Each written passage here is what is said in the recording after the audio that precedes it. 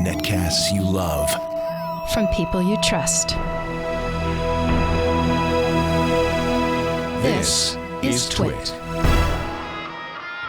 Hi, this is Leo, and this is my Tech Guy podcast. The show originally aired on the Premier Network on Sunday, September 8th, 2019. This is episode 1625. Enjoy. The Tech Guy podcast is brought to you by Grammarly. Grammarly is a communication tool that helps people improve their writing so you're mistake-free, clear, and effective. Start writing confidently by going to Grammarly.com/TechGuy and get 20% off a Grammarly premium account today. And by Epson's EcoTank printers. Kiss expensive cartridges goodbye. Add an Epson EcoTank printer to your home or office. EcoTank comes with a ridiculous amount of ink. Just fill and chill. Check out Epson.com/EcoTankLeo to learn more. And by Wasabi Hot Cloud Storage. Thinking about moving your data storage to the cloud? Wasabi is enterprise-class cloud storage at 1/5 the price of Amazon S3 and up to 6 times faster with no hidden fees for egress or API requests. Calculate your savings and try Wasabi with free unlimited storage for a month at wasabi.com, code TWIT. Well, hey, how are you today? Leo Laporte here, the tech guy. Oh, yeah, time to talk tech. We got computers, we got the internet.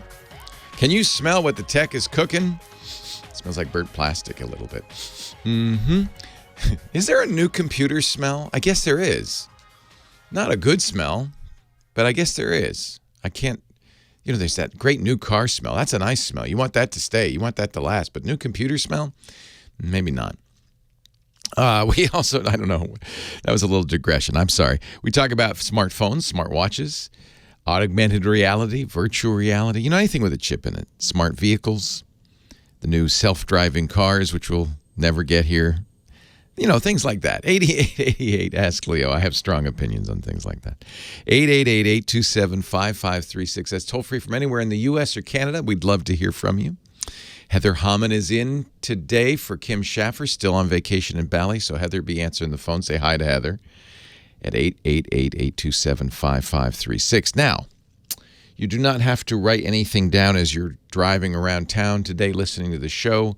Everything will be written down for you, transcribed in all faithfulness by our good and true friend, James DeRuvo. He's writing this all down and puts it up on the website. See, this is great. So you don't have to remember anything. All the links, everything at techguylabs.com. And that is free. There's no sign up. There's no gatekeeper. You just wander in. Everybody knows your name, thanks to web fingerprinting and tracking. And just come on in and participate as you wish. You could just read, but there is also a commenting capability. And so if you have a better idea or you hear an answer to a question, you say, no, Leo, that's wrong. Don't have to shout at the radio. Just go to techguylabs.com. Day after tomorrow is a official holy day for that portion of the nation that celebrates the great god Apple. Apple's iPhone 11 release. We don't even know if it's going to be called the 11. What comes after 10? You never know with Apple. They never did a 9. What comes after 8? 10. So what comes after 10? I don't know. 12. 100. But if, I think it'll be the iPhone 11. It goes to 11, as Spinal Tap fans will recognize. There will be probably 3 new models. It's hard to even get excited about this. But they're better shatterproof, maybe a little more waterproof, better cameras. There's always better cameras. iOS 13 will come out at the same time. The clock typically begins when Apple announces it this Tuesday. That's the 10th. Ordering availability Friday the 13th at midnight Pacific time. So you get online, scramble. I don't think you'd have to do that anymore. And those days of waiting in line at the Apple Store, they're long gone. I'm not ashamed to admit, yes, I am very ashamed to admit I spent a few hours, more than a few hours in line at Apple stores. But I did it for you because I wanted to have the new iPhone to talk about that Saturday. They don't do it anymore. Friday the 13th, you can order it. It'll, in a leisurely fashion, It'll arrive a week later, the 20th, on your doorstep. FedEx will drop it off, and you just, you'll have the phone. No rush, no muss, no fuss. Kind of like the new phones, not that exciting. There are some things Apple might announce on Tuesday that pique my interest. It really looks like they're going to update the Apple Watch again. They are now updating it every year. I used to think the Apple Watch was a special snowflake and would only come out every few years. And that's why I foolishly bought the fancy one. Apple used to make, inexpensive aluminum ones for around $250, $350, thereabouts. And then if you were willing to spend over $1,000, you can get them made out of ceramic. In the beginning, if you were willing to spend over $20,000, you could get it in solid 24-karat gold. They quit that pretty quick. I doubt they sold many of them, and it wasn't really a good look. Oh, you want a $10,000 watch? $20,000 watch? Well, yeah, we got those. That wasn't a good look for Apple. That looked kind of elitist, right? But I confess, I thought, I like ceramic. And then they stopped doing that, which was a good thing because, honestly, there's no reason not to get the cheapest Apple Watch you can because if you upgrade next year, you don't want to have spent lots of money on it. And there's no other way really to upgrade it. So an upgrade this year, the Series 5, I think this will be. And they are rumored they will go back to offering ceramic and now titanium versions. Titanium's a nice watch. I used to have old-fashioned watches with works in them. I used to have a ceramic one and a titanium one. I kind of liked those watches. They were interesting materials. Ceramic's a very interesting material. I kind of like ceramic, but no, I'll get the cheap one. The thing I'm most interested in is something maybe you haven't even heard about, which is Apple Arcade. They announced this in June, but it's going to be out sometime this fall. I think maybe it'll be out with the next version of the iPhone. Maybe. The deal is Apple's going to get 100 developers to offer their games for a subscription fee. Full games for $5 a month. Now, the $5 is a rumor. But boy, that would be a sweet price. I would pay $5 a month. That's about one game if you buy it. Maybe less if they're good, expensive games. I love the idea of no in-app purchases, no, you don't have to buy donuts or fish or anything. You got the game and you can play it. I like this idea. And it'll play on your iPhone, it'll play on your iPad, even on your Apple TV. One flat rate, unlimited play. I kind of like that idea. What do you think? Is that just me? I feel like I'll definitely subscribe to that. $5 a month. They may also launch Apple TV Plus. This I'm less interested in. Have you watched any of the trailers? There's a new show with Jennifer Aniston and Steve Carell. It's about a morning show. Yeah, it doesn't really get me. Steve Carell plays a thinly veiled, in my opinion, morning show anchor who gets fired because of the Me Too movement. Jennifer Aniston, his co-host, misses him. And, no. No. There's another one I find almost insulting, which is about a space. What if, the show questions, what if the Russians had beat us to the moon? What would the world be like then? It wouldn't be the Russians, it'd be the Soviet Union. What would the world be like then? Who cares? They didn't. We did. Over. Game over, man. In 1969. Over. I don't think that does not excite me either. But maybe, the Americans was pretty good. Maybe it'd be like that. I don't know. Can't get real excited. And do you want, I bet you don't, but I'm going to ask the rhetorical question. Do you want yet another TV subscription if you're paying for Netflix and you're maybe cable or HBO Go or HBO Now if you don't have cable? Or do you want more things like that? Amazon Prime and Hulu and just what we need, another $10, $11 a month out the window for TV. Unless they make a show that's like, wow, God, must-watch TV. It's The Sopranos or something. And so far, the lineup doesn't look like that at all. I think I'll take a pass. The arcade's the only thing that really interests me. We'll find out. Tuesday, Apple has invited the Tame media. I am not Tame. They don't trust me in their little park, so I don't go. Don't get the invite. But they sent out a little invite. So I had a glass apple with all the colors of the rainbow, except there were only 5. Apple normally has 6. Orange is missing. I don't know. I don't know. You can read into that as you will. And the title, and people spend way too much energy analyzing these invitations because they've got nothing else to talk about. The title on the invitation, by innovation only. Has Apple innovated lately, in your opinion? Really? They said they called the Mac Pro an innovation that was a terrible flop. And I foolishly fell for it and spent, I can't remember, $5,000 on a Mac Pro in 2013 that never got updated. It was terrible because Apple said we can't update it. Well, maybe they'll do some more of that great innovation Tuesday. I will talk about it next weekend. And yes, I will have all the new stuff on the 21st because that's my job. It's an expensive time of year. I got to buy a Pixel phone a month after Google's new phones will come out. The big IFA conference is going on right now in Berlin. Actually just wrapped up. Lots of new phones announced there. Can get very expensive in the fall. But I feel like I should look at them all.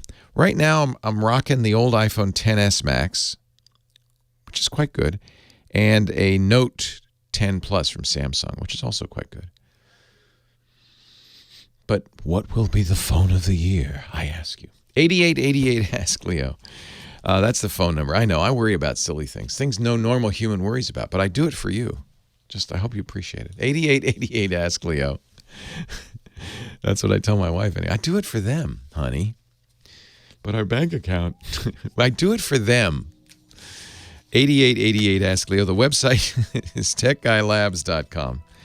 And let's have a little convo here in just a minute. 8888 Ask Leo. We shall take a little break. And when we come back, your calls next. Leo Laporte, the tech guy. You know what makes me want to shout? To see the great H-bomb, Heather Hammond, answering the phones once again, like in the old days when we first started this show 28 years ago. No, she's not that old. No. When did you start working as a call screen on this show? Yeah, I don't know. It was a long time ago. Go look through some messages. Years and years ago. Yeah, that may be that. Yeah. And then you went on to the big time. You're now a superstar. But she deigns to slum it once in a while and come in here and answer the phones. Yeah. Kim, I guess, will be back next week from her sojourn in Bali. I thought she wasn't coming back. There's still some question. We'll see. There's that rumor going around. We shall see. That she fell in love with a Balian. Is that what we call him? Bali Ali? Mr. Bali? She's gone Bollywood. She's Bollywood. Who should I talk to here? You've been answering the phones. Look at me slamming somebody on hold while I talk to you. So You're talented. so good. Tyler. Multitasker. Don't hate me.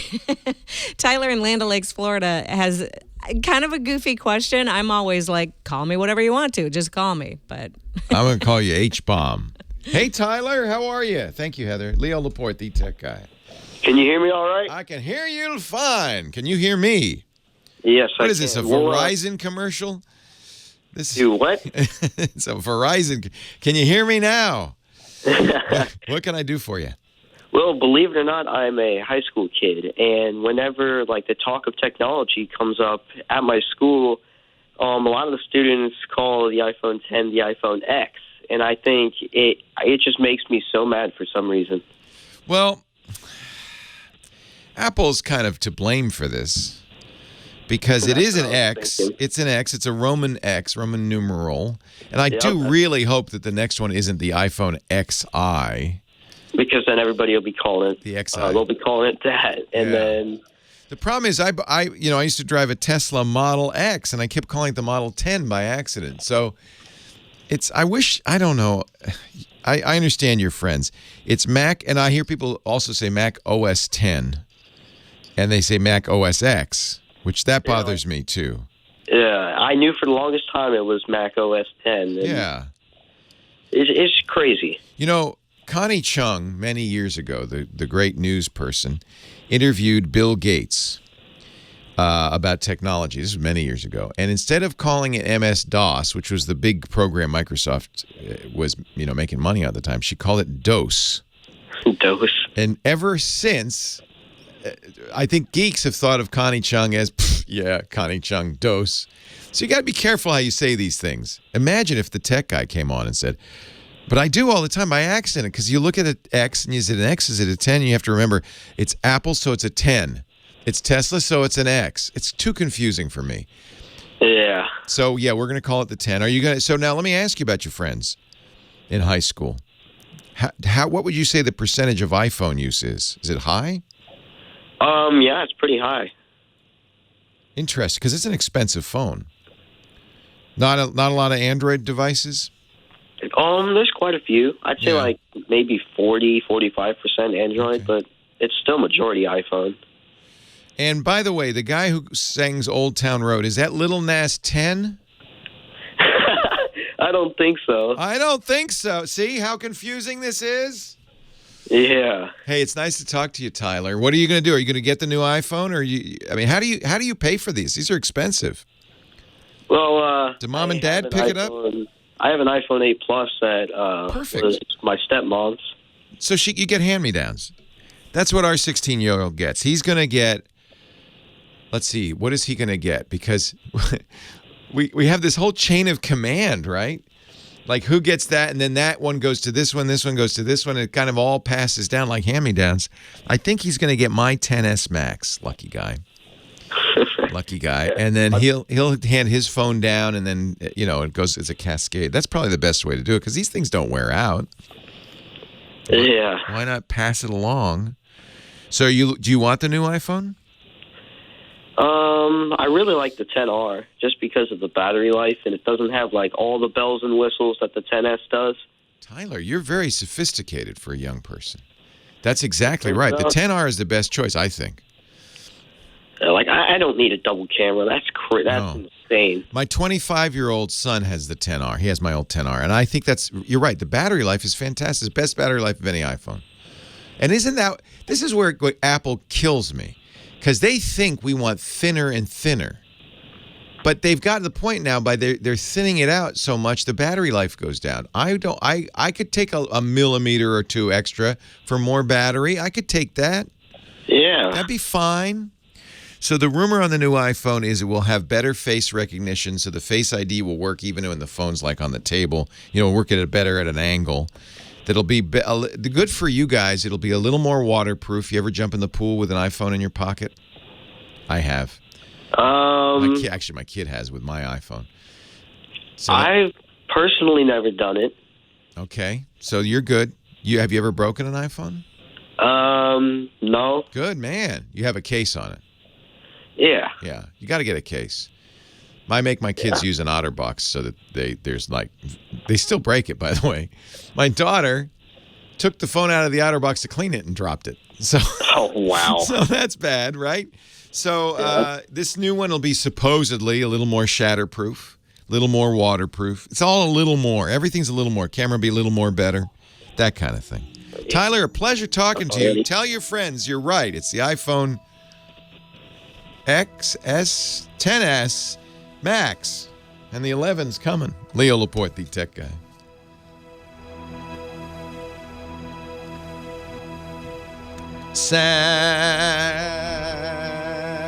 Hello, Leo. Abuelsamid. Hello, how are you? I'm doing great. You're sitting in front of a Taycan. I wish I was sitting in a Taycan, but wow, sadly not. Did that price surprise you? It did kind of, but we found out later that there will be a lower price version coming in 2020. So there will be a lower performance. So what they've done is they've launched with the high end models first. Yeah. And then there will be a non-turbo version coming. 159 and 189, which means if you want brakes or wheels or tires, you're going to go over 200. Well, probably. no, you do get those included at that price point. It's pretty well equipped. And tires, yeah. But that it is a Porsche, so injudicious use of the options list will put your bottom line way through the roof. I went through the build and price the other day. I should do that. I think I got it up to about 210 before I finally stopped. Yikes. Yeah. So maybe I'm thinking an e-tron instead. Maybe that won't be as expensive. I don't really need something. Yeah, the e-tron will definitely be cheaper. And in fact, there's also the e-tron GT that's coming, which is, based on this platform, but it'll be an Audi. It'll probably be a little bit lower performance level. It'll probably be closer to the base model of the Taycan. Right. It'd be fun to own a Taycan. If they can get it down under 100, I might, maybe. I don't know. It's, I have to be feeling pretty flush to buy something that fancy. So, well, you're leasing it. It's a company car. Yeah, that's true. If you lease it, you still pay for it. But it's in chunks, so it doesn't feel as bad. And the company pays for it, right? That's right. Yeah. So that's a good deal. Yeah. The company's paying for it. Just look at it. Yeah, look at the bright side. Yeah, that's the bright side. You're saving the planet. No tank in the Porsche Taycan. That's the car that Mr. Sam Abuelsamid is sitting in front of. He is our principal researcher at Navigant Research, our car guy, and the host of the Wheel Bearings podcast at wheelbearings.media. Hello, Sam. Hello, Leo. How are you this week? Now, it's not pronounced Taycan. No, it's Taycan. Is the official pronunciation. Yes. Okay.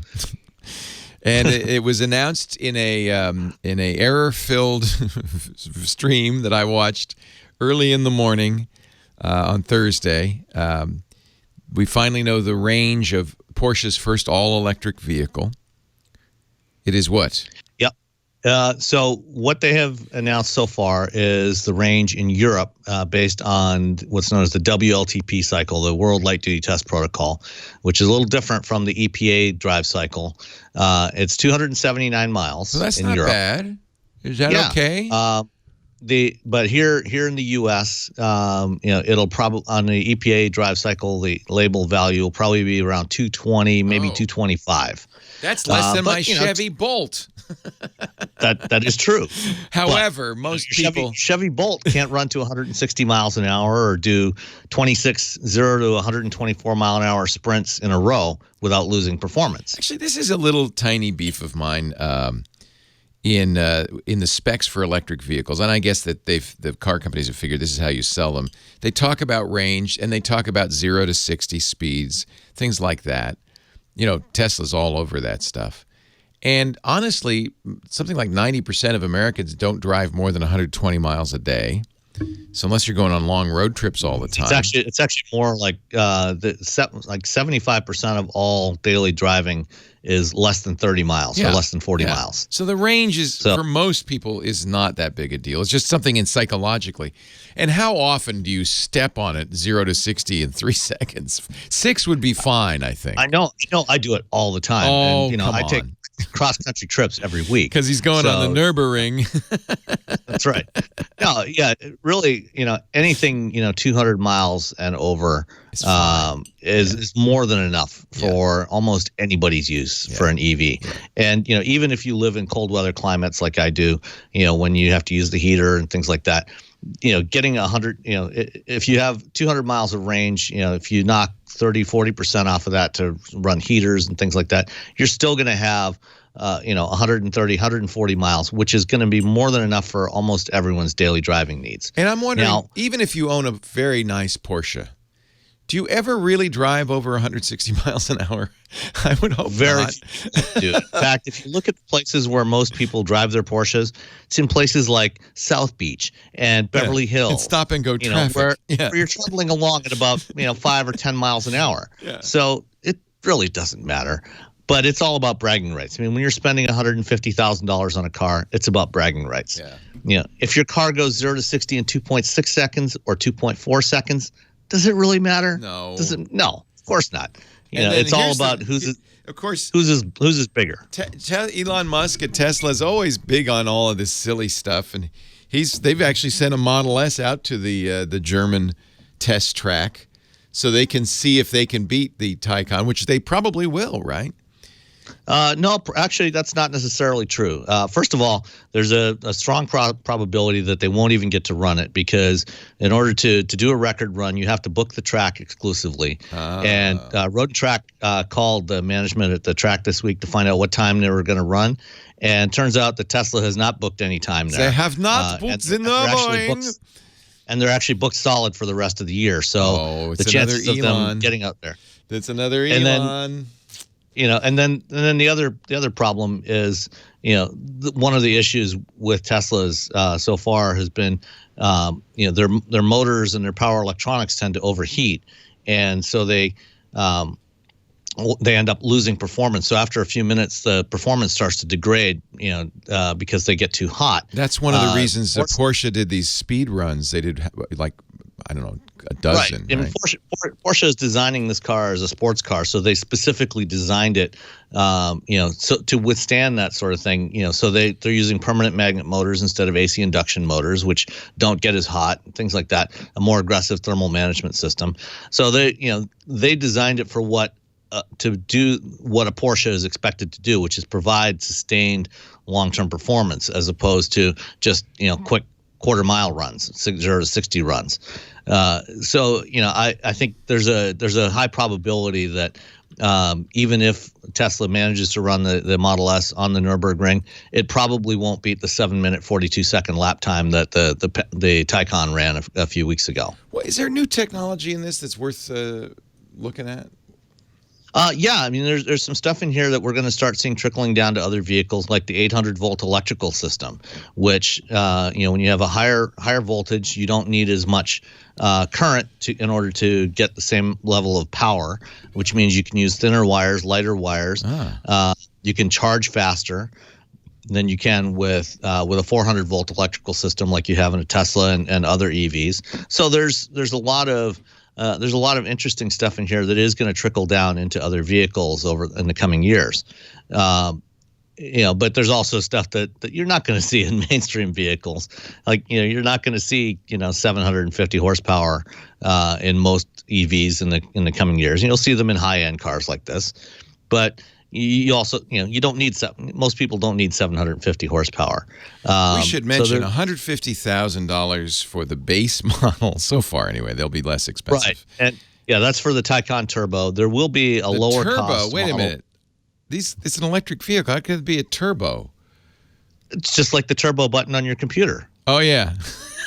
Turbo buttons on the computer. There's no turbines. There'll be a base Taycan coming sometime in 2020 that gets it'll start at a lower price point, probably somewhere just under $100,000. But this one, the Taycan Turbo and the Turbo S will be the first two that they launch. Production actually starts tomorrow at their plant in Leipzig in Germany. So they'll start rolling off the line tomorrow, and they'll go on sale in Europe in the next couple of months, and then here in the U.S. early in 2020. I saw the pictures of the Leipzig plant where they're going to make it. It's so clean. Mm-hmm. I don't imagine. Actually, is that normal? Are they? Yeah, that's actually very normal now. To have they tend to be very brightly lit, very spotless, because you don't want dirt, especially around the body shop and the paint area. You don't want dirt getting there. It gets in the paint. And they have, really bad. Instead of a conveyor belt like the old assembly lines, they have a platform that's like a motorized self-driving platform the car sits on. That's kind of cool. Automated vehicles. Yeah, that's really cool. Yeah, that's a technology they've been developing for a while. GM actually debuted that in the late 1980s. It didn't work so well then, but it's come a long way since then. I remember going to Dearborn and getting to go on the F-150 line, which is still a conveyor belt. But boy, is that a cool production line. It's really amazing. That's a very brightly lit factory. You're right. Very clean. Very clean. Yeah, and for safety reasons too. That you don't want a lot of clutter around because trip over. You don't want anybody to trip and then get clobbered. Yeah. I hear Ford might be doing an electric F-150 as soon as next year. See, that I'd be interested in. They've got an electric F-150, and they also have an electric performance crossover that's launching early in 2020. I want to put a rocking chair in the back, like the Beverly Hillbillies, and go for a ride. The Mustang-inspired EV is going to launch probably at the LA Auto Show. Ooh, that'd be fun. A Mustang-inspired VV. Sam makes me want to spend money. That's a good job, Sam. Sam Abuelsamid, our car guy. You do it for your Leo Laporte, the tech guy. Oh, you make your listeners want to spend money. I make you want to do it. I like it though that I'm forced not to get it till the end of next year because I think by then there'll be a lot of choices. And maybe I will buy a pickup. That would be really practical, frankly. That's right. I mean, you need to haul stuff all the time, right? We got a Bolt. We got a little car. Yeah, we always have to borrow our in-laws' pickup. So get an F-150. That'd be kind of cool. And those are nice vehicles, right? They're comfy inside. Oh yeah, absolutely. Very luxurious. Yeah. Maybe that'll probably be shown sometime next year. Here in Petaluma, driving a pickup is really the right thing to do. People threw things at me when I was driving the Tesla, but driving a pickup, they'd say, "Oh yeah, you're cool." But I need a little rolling coal burner in the back though to press a button, and so they'll think I'm rolling coal. Spew out a little soot. Yeah, people would really appreciate that. Yeah. But yeah, the Ford actually put out a video earlier this week doing cold weather testing with a prototype of their new EV. Yeah, and so that looks like it's going to be a real interesting one. So we'll probably see that one in November, sometime in November. You know what? I wanted a Cooper, and they've announced the electric Cooper, but it's weird. Mm-hmm. What's weird about it? I mean, it looks like pretty much like a standard Mini. Maybe I misread it, but I thought they had an electric engine in the back and a gas engine in the front axle. No. Oh, you're thinking of the Countryman plug-in hybrid. Yeah, that one's a plug-in hybrid. Okay, yeah. So they have a regular all-electric Mini that has just electric engines. Yeah, that one was just revealed in July. That was weird. That one's the smaller one. Yeah. Yeah. The Countryman plug-in hybrid, has an electric motor on the rear axle, and then that seems like a bad idea. 15, 20 miles of range. No, actually, it works really well. It gives you on-demand all-wheel drive. Yeah. You can, the motors, electric motors are small, so they don't take up much space. You don't have to run a drive shaft down the down the middle of the car. Isn't it? Yeah, that's regular true. version. Yeah. So it actually makes a lot of sense. All right, I take it back. I'll look at the Mini because I do like the Minis. I think it'd be fun to have a little Cooper. Yeah, no, I've driven the Countryman plug-in, and it's pretty good. Oh, let me talk about our sponsor, Grammarly. You notice how good my writing is, how well formed my phrases are. I don't spend a lot of time cogitating. I use Grammarly. Grammarly is a communication tool. The name might make you think it's a grammar checker. Oh, no, it's a communication tool. It helps you improve your writing, of course, to be mistake-free, but also to be clearer and more effective. Even the best students, the top professionals, professional writers, Paul Thurrott, who writes for a living and has for years, totally recommends Grammarly. You'll do your best work. You'll achieve more of your goals. Your writing will reflect you better. It's great for school. It's great for work. Even professional writers. In fact, most professional writers I know use Grammarly to make sure their spelling and grammar is correct, but also that they're clear. One of the things Grammarly does, it's so great, is it tells you what grade level, how hard, how complex your writing is, and you can adjust it. Because, a blog post is different than a academic essay is different than an email. Everything you write has different audiences and maybe different styles. Grammarly makes it easy. On all the platforms, there's a browser extension, there's desktop editors, even on mobile, there's mobile keyboard checkers, Chrome, Firefox, Safari, Edge, iOS, Android, Windows, and Mac. They've got a great free product. I certainly a great place to start, does spelling and grammar, but Grammarly Premium really goes the extra mile. Spelling, grammar, advanced punctuation, structure, style within the context. It actually understands the context of what you're writing and suggests improvements. Vocabulary suggestions. It talks about conciseness, like you could have written this a little differently. And it's really nice when you pass all the Grammarly tests, they give you a nice little screen that says "Good job," which I really like. Stop making email typos on your phone. Close more deals at work. Make your resume sing. And of course, your writing more clear, more concise, more professional. Grammarly, Grammarly. Grammarly.com/techguy. In fact, if you go to Grammarly.com/techguy, you'll get 20% off your Grammarly premium account today. You got to try it. I really think it's a great tool. Grammarly.com/techguy, 20% off a Grammarly premium account. This is a writing assistant you need. Grammarly.com/techguy. We thank you, Grammarly, for supporting the podcast And thank you for supporting the podcast by getting Grammarly.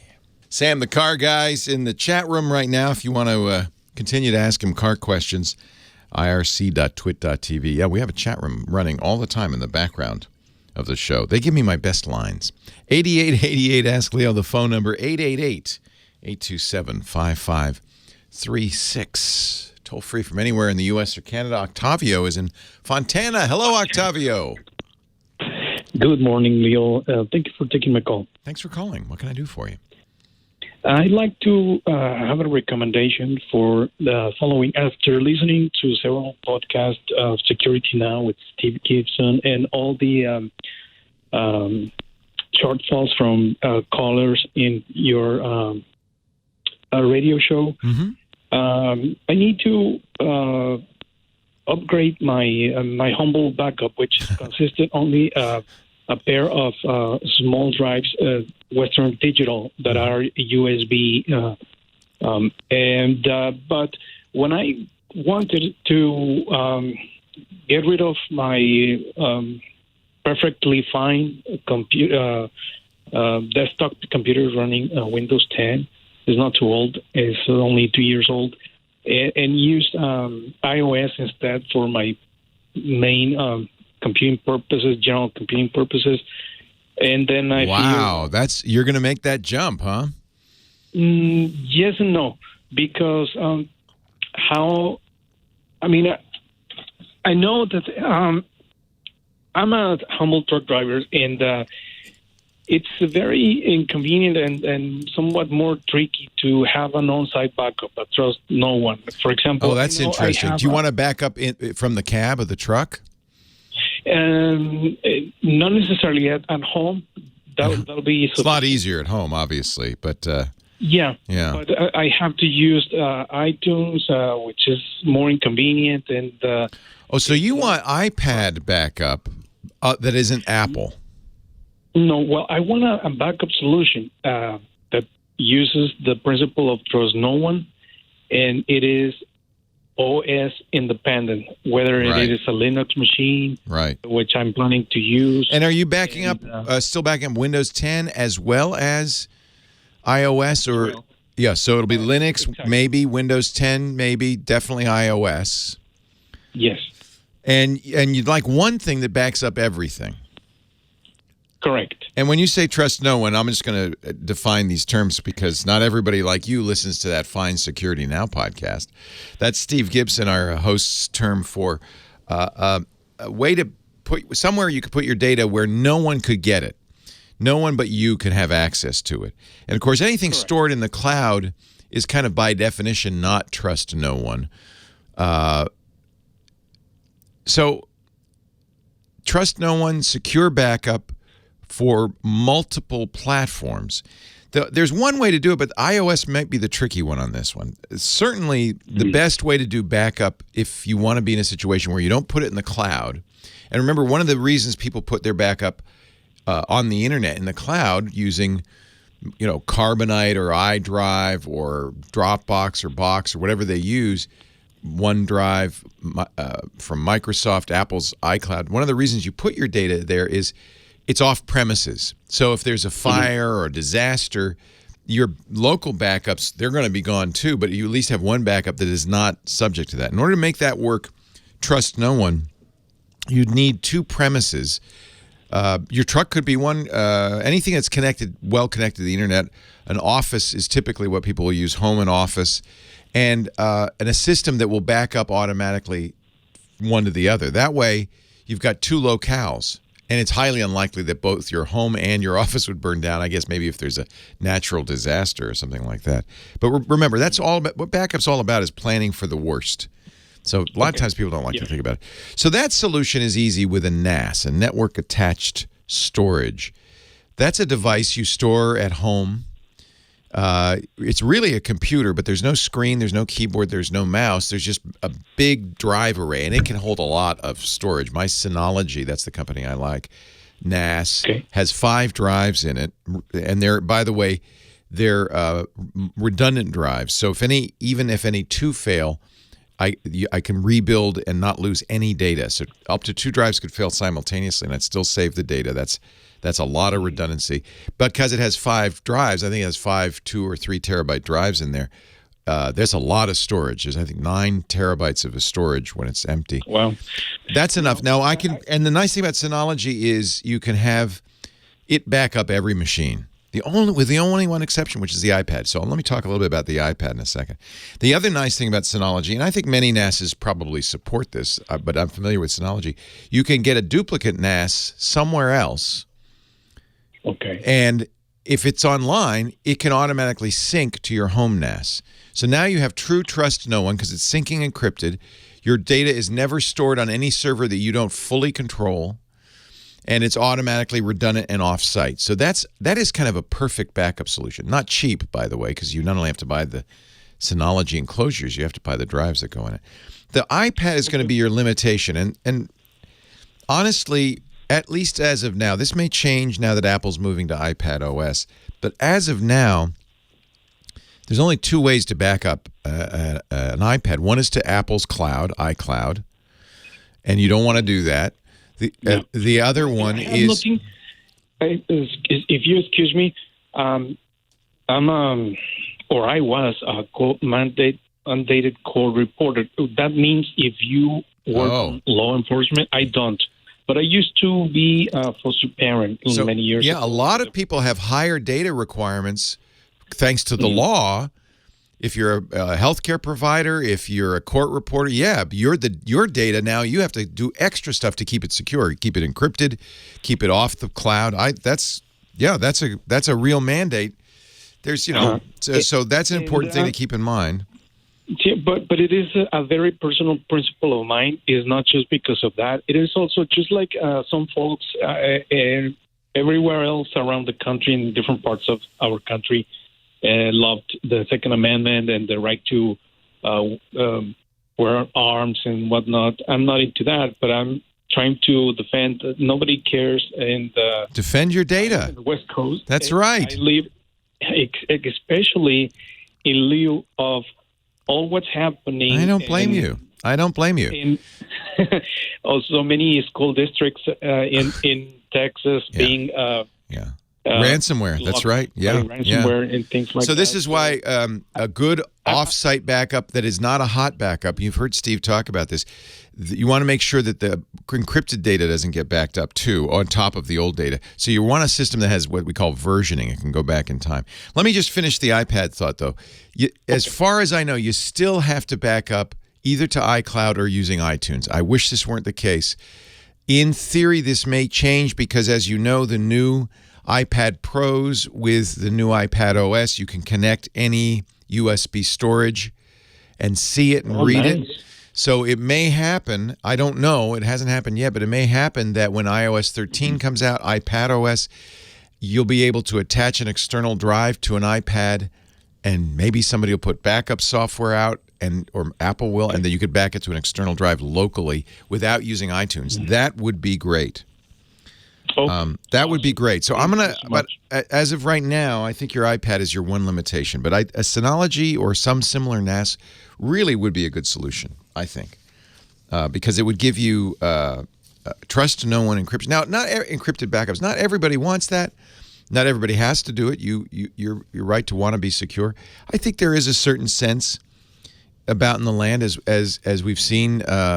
It's been revealed that there are 3-letter United States agencies spying on citizens that people want to reasonably. It's not unreasonable. Want to keep their stuff private.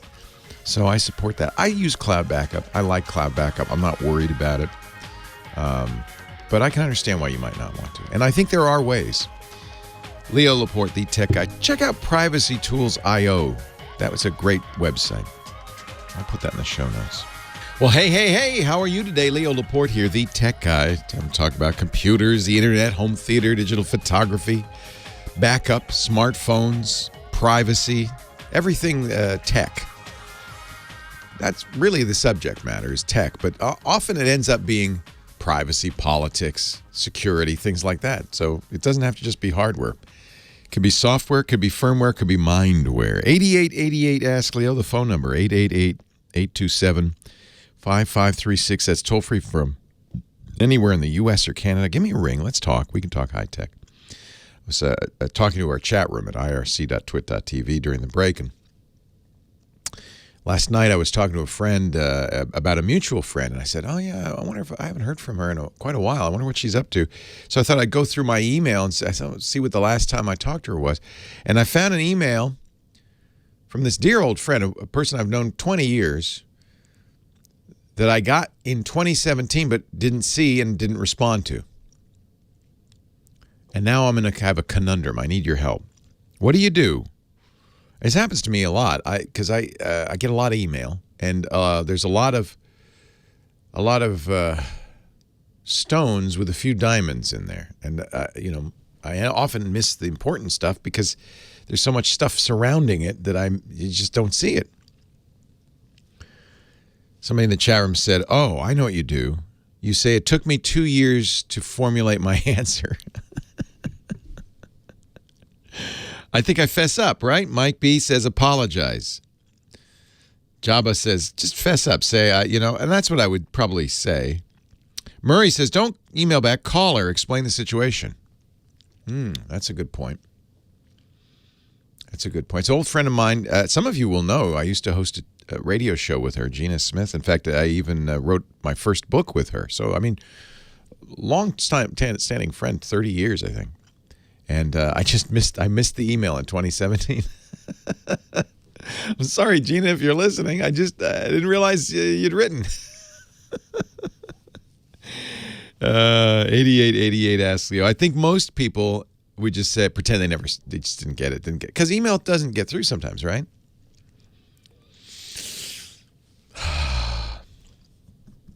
Oh, this is a good one. Bitcoin Assassin in our chat room says, write back, demand to know how come she hasn't written in 2 years. That's a good one. Completely lie and say, I never got a reply from my email to you from 2 years ago. What happened? No, I can't do that. Especially now that I've admitted it on the radio for all to see. Does that ever happen to you where, you see an email, probably not from 2 years ago, but maybe from a month ago or a few weeks ago? It happens to me a lot. And I respond by first apologizing profusely. I don't make excuses. You can't say, well, I get a lot of email. You can't say that. You just say, I'm so sorry. I just missed this. Sometimes it goes in the spam folder. That's a real problem. That's a legit problem. I had somebody offer me a job a few months ago, writing job, not a radio job, but writing job a few months ago, and I just completely missed it, and I felt terrible. Email is not perfect. It is not a perfect system. 8888 asks Leo, the phones call me. That works pretty well. My wife has a real good policy. She's a very accomplished business person, a CEO, and she says if we've exchanged more than 2 emails over a subject, I'm going to call you. Enough with the email. We need to talk. That's a good idea. I wonder if that applies to emails I haven't responded to in 2 years. Michael in Livermore, California. Hi, Michael. Leo Laporte, the tech guy. Hey, Leo. It's a pleasure to speak with you. Nice to talk to you. Thanks for calling. What can I do for you? Thank you. I have a question about smart displays. Okay. Last year, I purchased one for myself and then for my kids, and we've been exchanging photos and Google Duo calls, and it worked so well that we decided to get one for my mother-in-law. Nice. In her 90s. Oh, I bet she'll love it. Well, I think so, but I found a little hitch. She doesn't have a cell phone. She only has a feature phone, and we're having difficulty trying to link her feature phone to the smart display so that we can send her those pictures of grandkids. Oh. She doesn't have internet access in her house? She does have internet access. Okay. She does have internet. So which smart display is it? It's a Lenovo 10-inch. Oh, it's a Google-based device. Yes, sorry. Yeah. And so I guess it that's really interesting. You can't set it up with anything but a smartphone. That's what it appears to. I think you might be right. My understanding. So I think you have to go over, or somebody nearby has to go over with a smartphone and set it up for her. So we did try to do that with one of her sons. We're in a different state. Right. He went over there, and the only difficulty there was then it was linked to his phone, so all of his contacts showed up, and a phone call to him would also that's not activate so her good. device. Yeah, I did that to my mom. I gave her an Amazon Echo that was tied to my Amazon account. She got tired of it. She said, "I keep seeing your calendar. I don't care what you're doing." Yeah, Exactly. yeah. And you're right. That would even be worse if calls come through and stuff like that. So, what he needs to do, it's a little more complicated, is attach it to create a Google account for her. Okay. And sign into that. He can do that. He doesn't have to sign out of his account on his phone. When you go to the Google Home app to sign in, you say this is the account, not my account, Mom's account. Okay. And so that's the difference. Yeah, and he may not have realized, because when you launch Home, it says you want to be attached to this. We already know about this Google account. You want to be attached to that one. And he said yes. What he should have said is no, I want to sign in with this account, and it'll let you do that.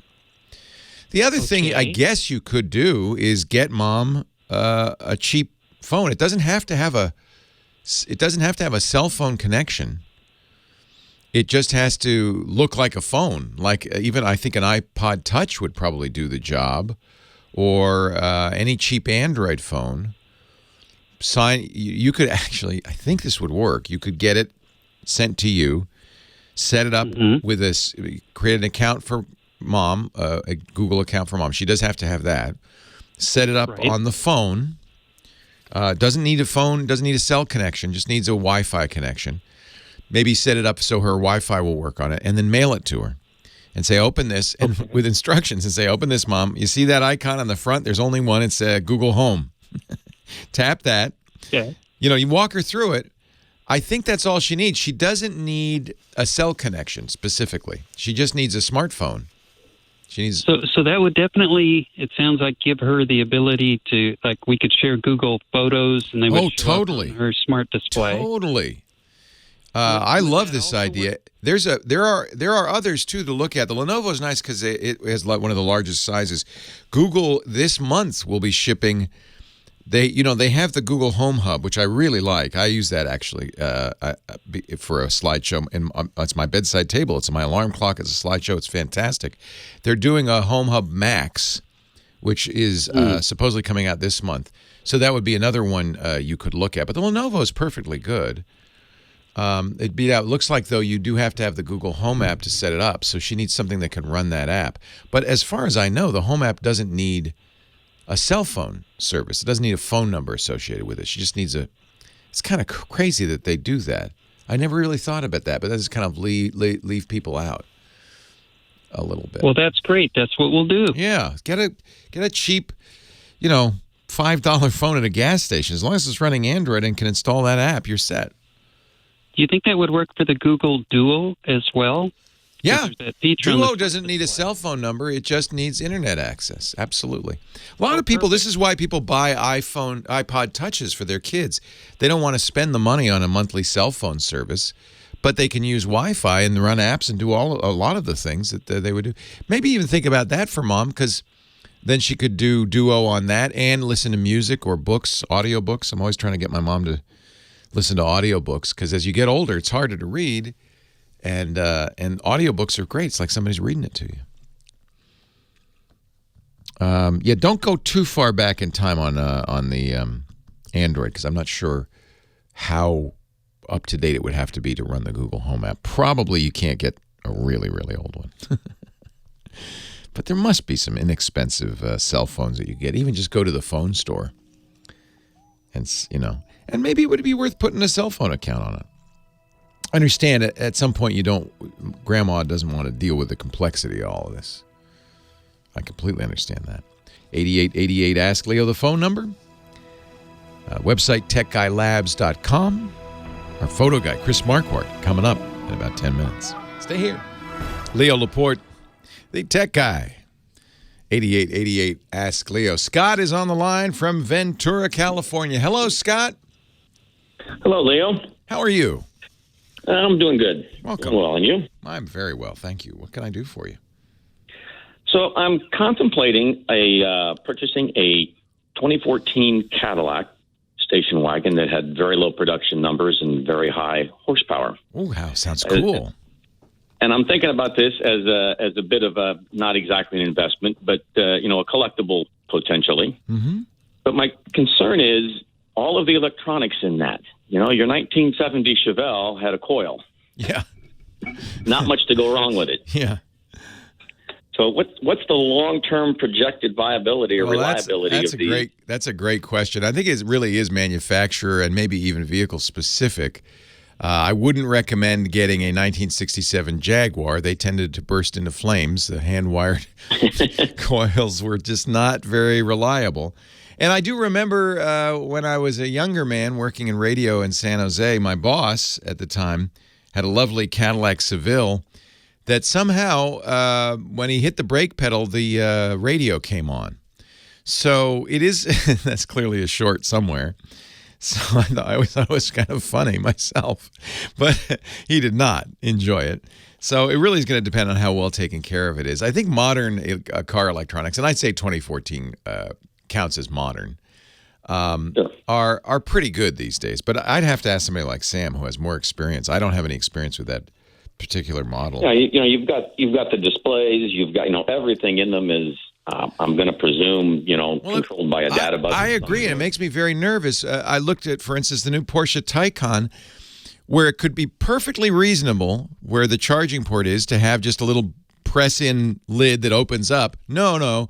Porsche has to have a motor-actuated slide cover that you tap a button that doesn't even move, so it's got some sort of capacitance, and it opens it up. That is just a recipe for disaster, right?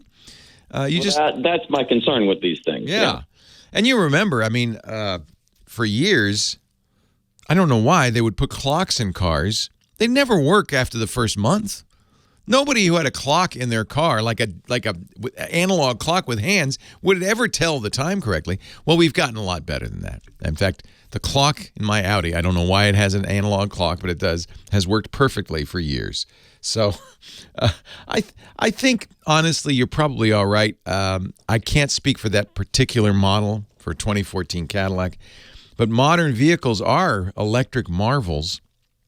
Somebody was asking, I think yesterday, about buying a Model S versus a Model 3 Tesla.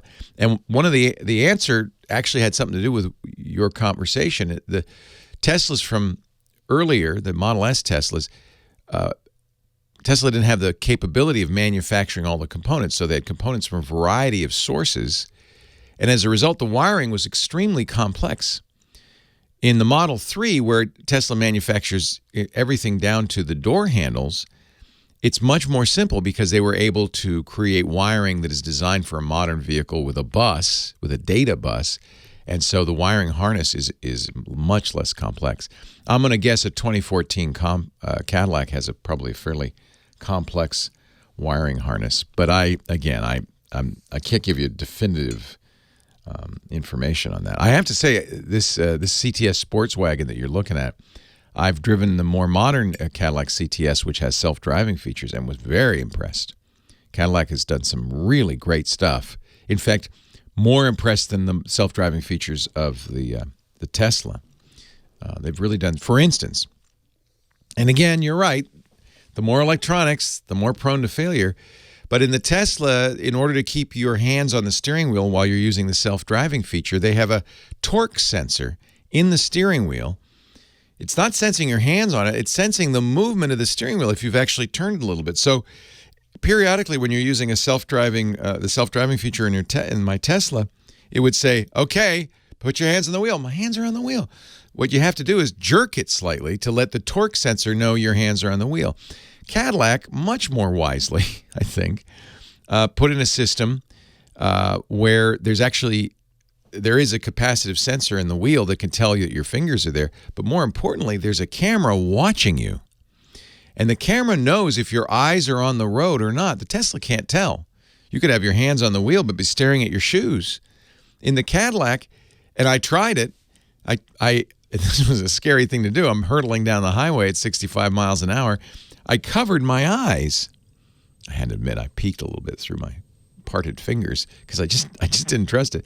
But I tricked the camera into thinking I wasn't looking. It couldn't see my eyes. I wasn't looking at the road. And it rattles the seat something awful and jerks the steering wheel to say, pay attention. Now, I think that's a very good feature. I think it's one of the things Tesla probably needs for its autopilot, because it's very tempting for people to stop paying attention. And autopilot doesn't yet work that well. So Cadillac did some really sophisticated, I think, stuff. And yet all those extra electronics in there with road vibration and just normal wear and tear, you wonder how many years is that going to work? I can't tell you. 2014 Cadillac CTS, I can't tell you. I don't know. But they certainly know what they're doing in terms of electronics and modern electronics. I think I was very impressed with the latest CTS. Maybe somebody who knows, somebody who has that Cadillac station wagon will give us a ring. 8888 Ask Leo. You can also comment on the website. This is a good resource for people who are listening but can't call. If you have a thought, a suggestion, the website, which is, by the way, free, there's no sign up, it's wide open, techguylabs.com. And what we do with it is the site's divided up into each show. Each show is its own page. Each page is divided up into hours. There's 3 hours in a show, and each hour is divided up into calls or segments. So you can go right to this, which would be, I think, the second segment in the third hour of episode, let me see what this is, 1,625. So you can drill right down there.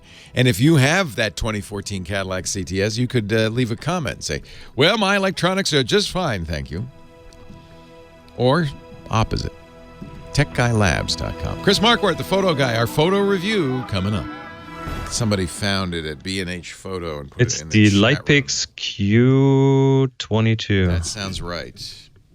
Yeah, I just tried to find it here in Germany for the last 5 minutes. Amazon had it. I ordered it and it came from Hong Kong pretty quickly.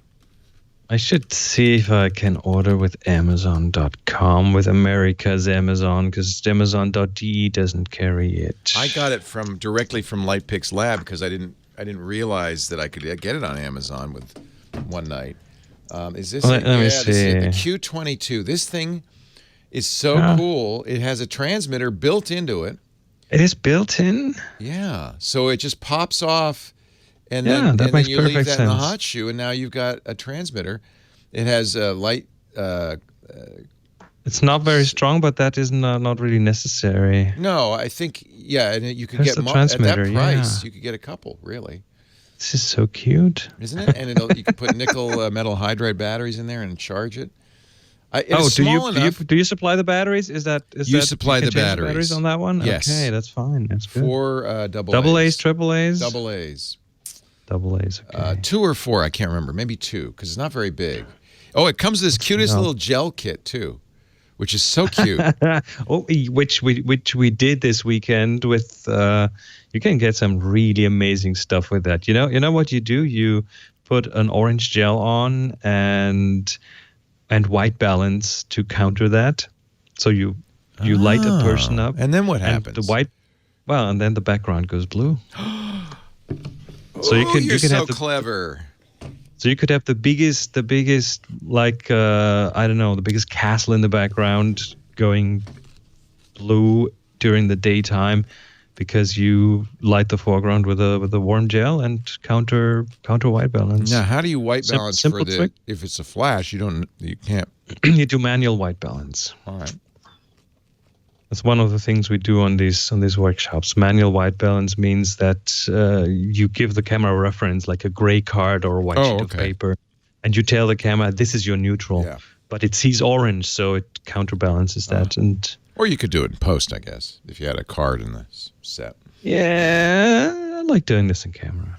Much more fun because you can show the corrected colors right away. So if you have a model in front of the camera, you'll be able to show them and they'll go, ooh, and then they want you to take more photos. Yeah, models like that. I look good. Well, the display on your camera is a trust building device. Yeah. It really is. You can, if you show people something that looks good as opposed to as opposed to you having to correct it in post. If you show That's them a good something that's point. looking good right away, that will build more trust than if you show them a photo that's green or blue or Yeah, something trust me, that's off. this is going to look amazing. Yeah, that doesn't really work. Most people who are not photographers don't have the ability to extrapolate to something that they don't know. So let me see. So this will operate up to 8 more of them. So you could have up to 8 of them with one transmitter. This is nice. Isn't that Let me wild? see. I should probably add a second one just Yeah, for I know. I was kicks. so tempted. I don't like using a flash, but I thought this is so compact. I just carry it around in my case, and I just always So one have it. transmitter will service 2 or 4 or 5 or 8. Let me see Up if to 8, that. but they have to all be shipping- Q22s because it's their own protocol. I think it's not a. That is fine.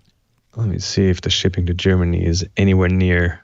I got it from Hong Kong in a anywhere, week. I was anywhere near surprised affordable. because after I bought it, everybody said, it's on Amazon with overnight So- shipping. Light picks. It might be Website cheaper is to get it. lightpixlabs.com. It probably Yeah, would be. I'm yeah. there. Might be cheaper to get it from Hong Kong than getting from the Exactly. States. And it came fast. Please don't take my Kodachrome away. Leo Laporte, the tech guy. It's time for the photo guy, Chris Marquardt. He is the hero of the hour, the man who helps us get better photography with whatever camera we've got. He's a workshop leader. In fact, just did a workshop, I understand, at the Viewfinder Villa for using lights in your photography. Yes. Joins us every week. DiscoverTheTopFloor.com is the place to go if you want to see more about Chris and his work. Hello, Chris. Hello, Leo. Light is the most important thing in photography. There wouldn't be any photography without light. It's actually the photo, in the the word name. photo in Yes. photography means Yes. light. It's in the name. So, yes, it is.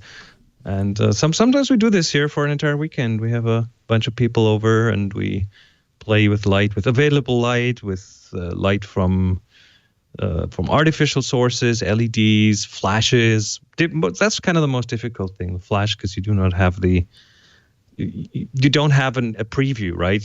It's only on very short, so it's kind of more of a guesswork and checking after the fact if you got it right. And with continuous light sources like LEDs and stuff, you can see right away what you're going to get. So that's easier. But flash is a bit more flexible in some respects. I could tell he's still excited. Just got off the I'm workshop. still fired up. I'm so fired up. This is so much fun. Seeing these ahas in people. That's neat. And that's my goal on these workshops. Everyone should take home at least 1 or 2 big ahas. And there were ahas left and right this weekend. So That's really fun. I'm very happy how this works. But we have an assignment to review. We do. What was it, electric? The electric assignment is on. Now, we're going to get to your picks, but I just want to give an honorable mention to a guy named Larry Alboher because he took a picture in Petaluma of a local landmark that does, in fact, illustrate the word electricity. It's that in Petaluma. This is local. It's our local power station from Pacific Gas and Electric. And as an artwork, an art piece, some artist has put a giant, 8-foot tall power plug on there, like you'd have in your house, only it's giant and with a cord coming out of it. And I just love that. Every time I see it, it makes me giggle. So, Larry, honorable mention to you for that. I think that's great. Yeah, I did not. I almost chose that, but I chose 3 others. Not saying this is a bad picture, not at all. It is a very amazing landmark. Yeah. When I looked at that, I thought, and I thought the British plugs were kind of clunky, but this one is huge.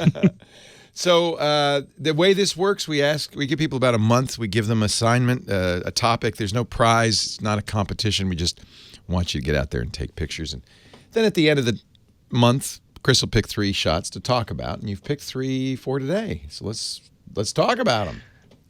I did. The first I picked is by Byte for Byte.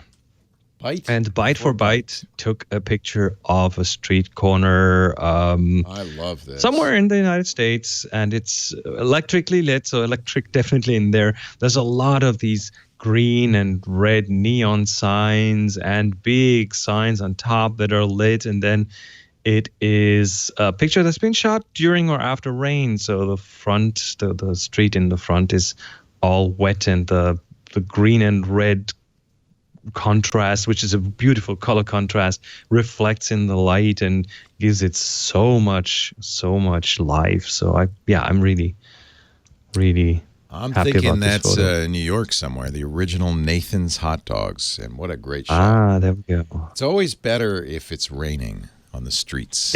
Rain does so much to your photos, especially at night. So Yeah. I would suggest everyone to do that at least once. Go out, cover your camera up with a shower cap or something, and then go out in the rain. Go out to Coney Island and get a picture of Nathan's. That is just fantastic, and just I like this. Beautiful job. Yeah.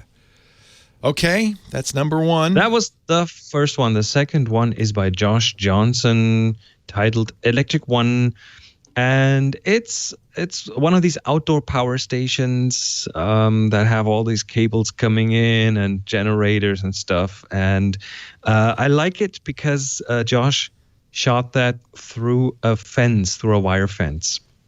And this is a nice frame about it. It kind of gives it a bit of an anchor. It's quite harshly processed, right? You can see it's very contrasty. So Josh cranked some of the sliders all the way to the right. But I don't really mind this because it kind of underlines that electricity feeling, I this like edgy it feeling. that he took it through a chain link fence, and you could see it's bordered. The frame of this is a chain link fence, and I think that's kind of cool. That gives it an interesting. It's different. Yeah, it is different. I like this because the element in the foreground, the chain link fence, really gives it a good place to sit. Yeah, very nice. So good job. Thank you, Josh Johnson.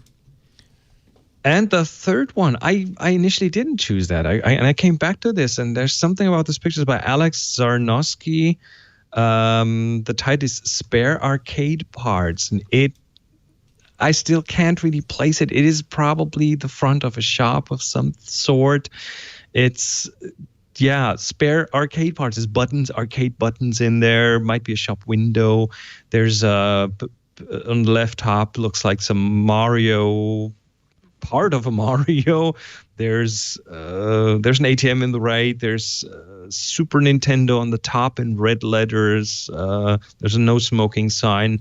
It's just this weird jumble of things, and I don't know what it does to me, but it keeps me exploring. It keeps me I like it going too. for the picture. It's like a modern painting where there's not any attempt to make it pleasing or a pleasing composition. It's just kind of random, and there's empty space and stuff. But at the same time, it's very geometric. Yeah. It's very, very simple in a way, almost like a collage someone put together. Yeah. Yeah, it's really an interesting shot, and I'm glad you chose it because I think it's not pretty, and so I think the temptation would always be, let me choose the pretty shot, and it's not pretty, but it's interesting. Well, we are getting such great pictures from our listeners. I thank you all for submitting, and invite anybody who wants to see all of the images, including the ones Christopher has picked. We'll put a link in the show notes, of course, at techguylabs.com, or you can go to flickr.com, which is still my favorite photo sharing site. And now that Yahoo sold it off, thank goodness, to caretakers who are really knowing what to do with this at SmugMug, one of my other favorite photo site. I think it's really got a strong future ahead, so we really want to support it. The way to see these is to go to the Tech Guy group. Big group, too, 11,000 plus people there. And you can look for everything with the tag TG Electric. Or, now that you're a member, you can enter the next photo contest. I don't want to use the word contest, a photo assignment. What is I guess we're doing it alphabetically, so it'll be F. We're going still by the alphabet. We're at F now. And, of course, we have this discussion thread going on Flickr where listeners suggest new topics, and this one comes from listener Birenamin, and it is focus. Focus, of course. Could be so many different things. It's not a very literal thing this time, but focus. Yeah, interpret it any way you like. looking forward to the photos. Focus. So again, the way this works, join Flickr. If you're not already a member, it's free. Everything here is free. Join the Tech Guy group. You could do up to 1 picture a week for the next 4 weeks, so you can get up to 4 images. Make them new, though. Don't use old images. This is a chance to get out. The whole point of this is to get you out taking pictures. Doesn't have to be with a fancy camera. It can be with your camera phone. That's fine. Do tag it with the word TG Focus, so we know it's a submission, and in a month, Chris will review these. You'll find Chris at discoverthetopfloor.com. Check out his fantastic workshops, because he's got a lot more coming up. And we'll see you next week. Thank you, Chris. Thanks, Leo. Take care. Leo Laporte, the Tech Guy. The Tech Guy podcast brought to you this week and every week by Epson and those great EcoTank printers. You got to admire Epson because they did something no other printer company's been willing to do. They did something for you and me. They replaced the ink cartridges in their EcoTank printers with massive super tanks that can print thousands of pages before you get more ink. No cartridge, just ink. And I love that because, well, you don't have to run to the store the minute the cartridges run out. And of course, when the cartridges run out, right in the middle of a print job, no, you're going to go maybe a year or two, on average use, a couple of years with one refill. And then you go to the store, you get these great keyed bottles. You can't, they're easy to use. You can't use the wrong one and they auto stop. You're going to have to just, say goodbye to the office supply store. I love the EcoTank printers. These are great wireless, color, all-in-one super tank printers. The tank is so big you just fill and chill. You got to get the compact EcoTank. By the way, I say big tank, but it's not a big printer. It's a very compact printer. I really admire Epson for doing this. I think they deserve your attention. Get the compact EcoTank printer for your home or office right now. You could, like Shaq does, fill and chill. It's epson.com/EcoTankLeo. Transform the way your home or office prints. Do away with out-of-ink frustration. Get up to 2 years of ink in the box, and with each future replacement ink bottle set, for the best combination of ease and value, it's the Epson EcoTank printers. By the way, now through the end of the month, through September 30th, you're going to get free overnight shipping when you use the promo code EcoTankLeo at checkout for any EcoTank printer. Now through September 30th, 2019. Offer valid within the 48 contiguous states. Exclusions apply subject to availability. Epson, EPSON.com/EcoTankLeo. Love these EcoTanks. I got 2 myself. Epson's EcoTank printers just fill and chill. Epson, exceed your vision. Thank you, Epson, for supporting the Tech Guy podcast. Now on with the show. Yes, the two of us, hand in hand. Leo Laporte, the Tech Guy, and you. 8888. Ask Leo, the phone number.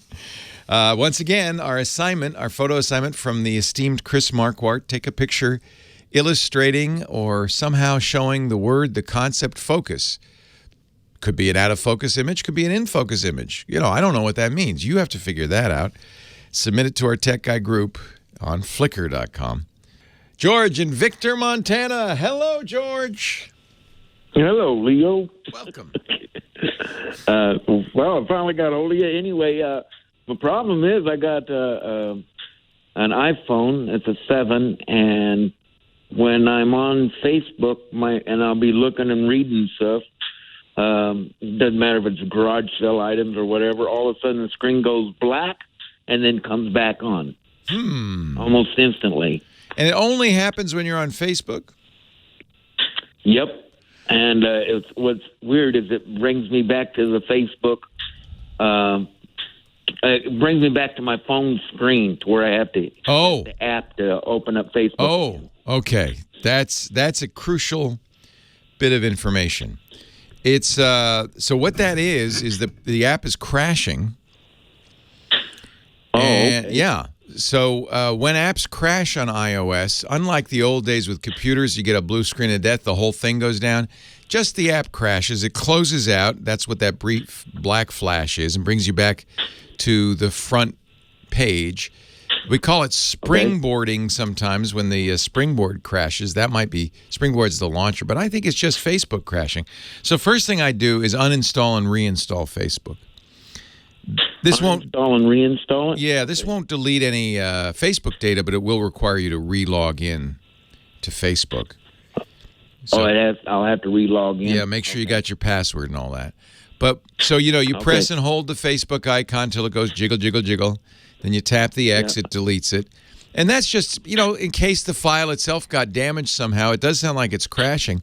It may not fix it. If it doesn't, then it could be there's a bug in Facebook's app, and that's not something you can do anything about. It may be that Facebook interacts with the iPhone. Again, may not be anything you could do about. Do you do your updates regularly on your iPhone 7? Yes, I do. They're automatically done. Good. Keep doing those. That may also fix it. Because if there is an issue, look, the Facebook app probably is the #1 app on iPhone, right? So if there is an issue, it shouldn't be.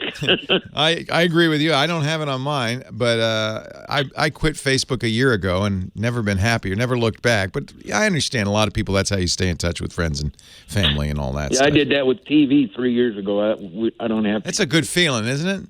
I'm working on the TV. Yeah. I don't know what I'd do at night if I couldn't sit down and veg out in front of the TV. But restful. Yeah, right. It's restful. It's nice. Life is better without.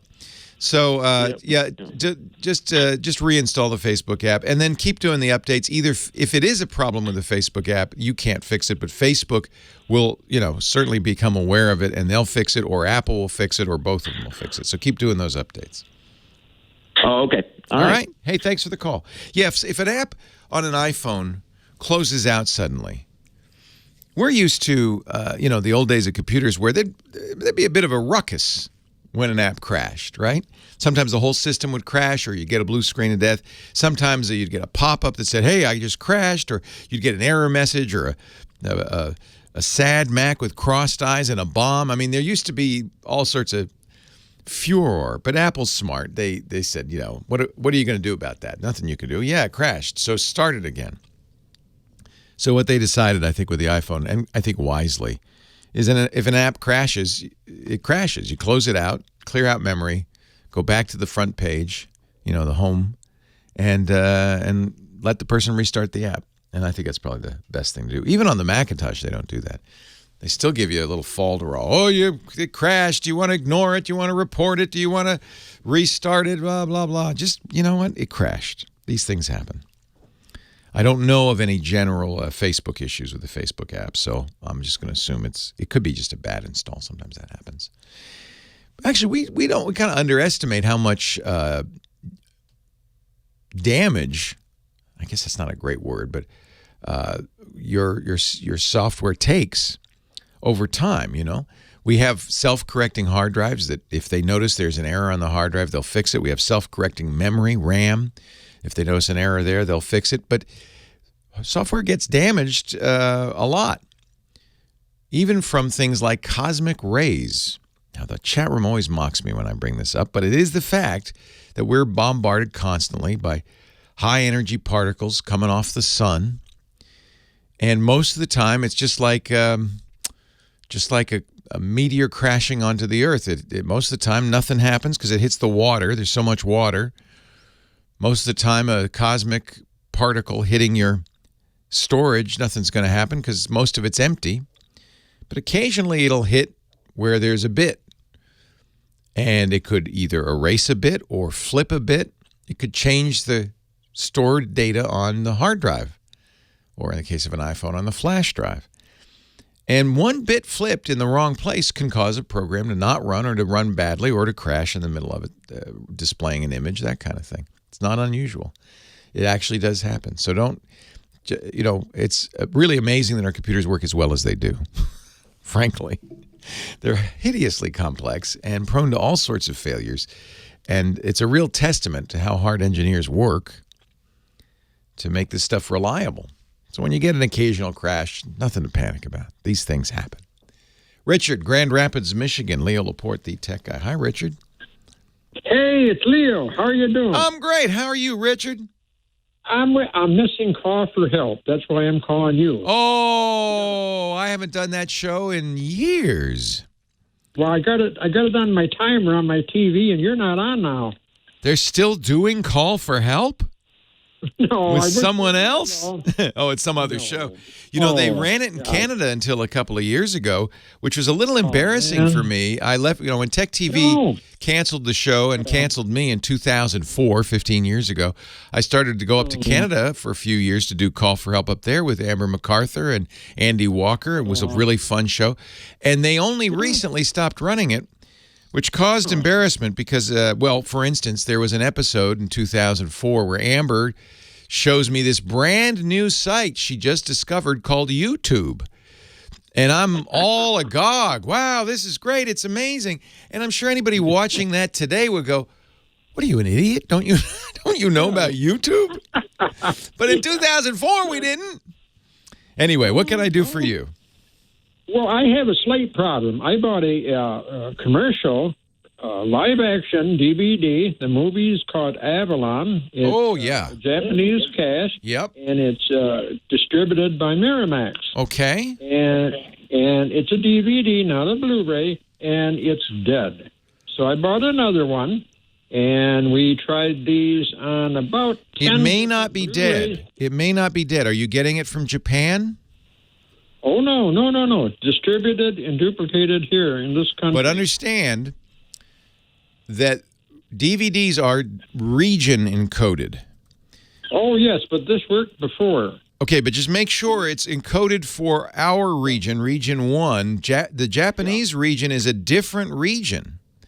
Yeah, and so if you got a DVD that was intended for the Japanese market, it would be region encoded for the Far East, and it would be locked out. You would not be able to run it.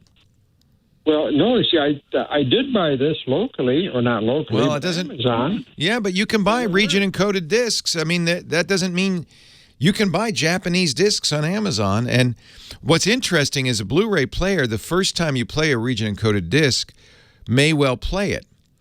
And then after, I think it's 3 times, it'll say, okay, do you want me to lock into this region?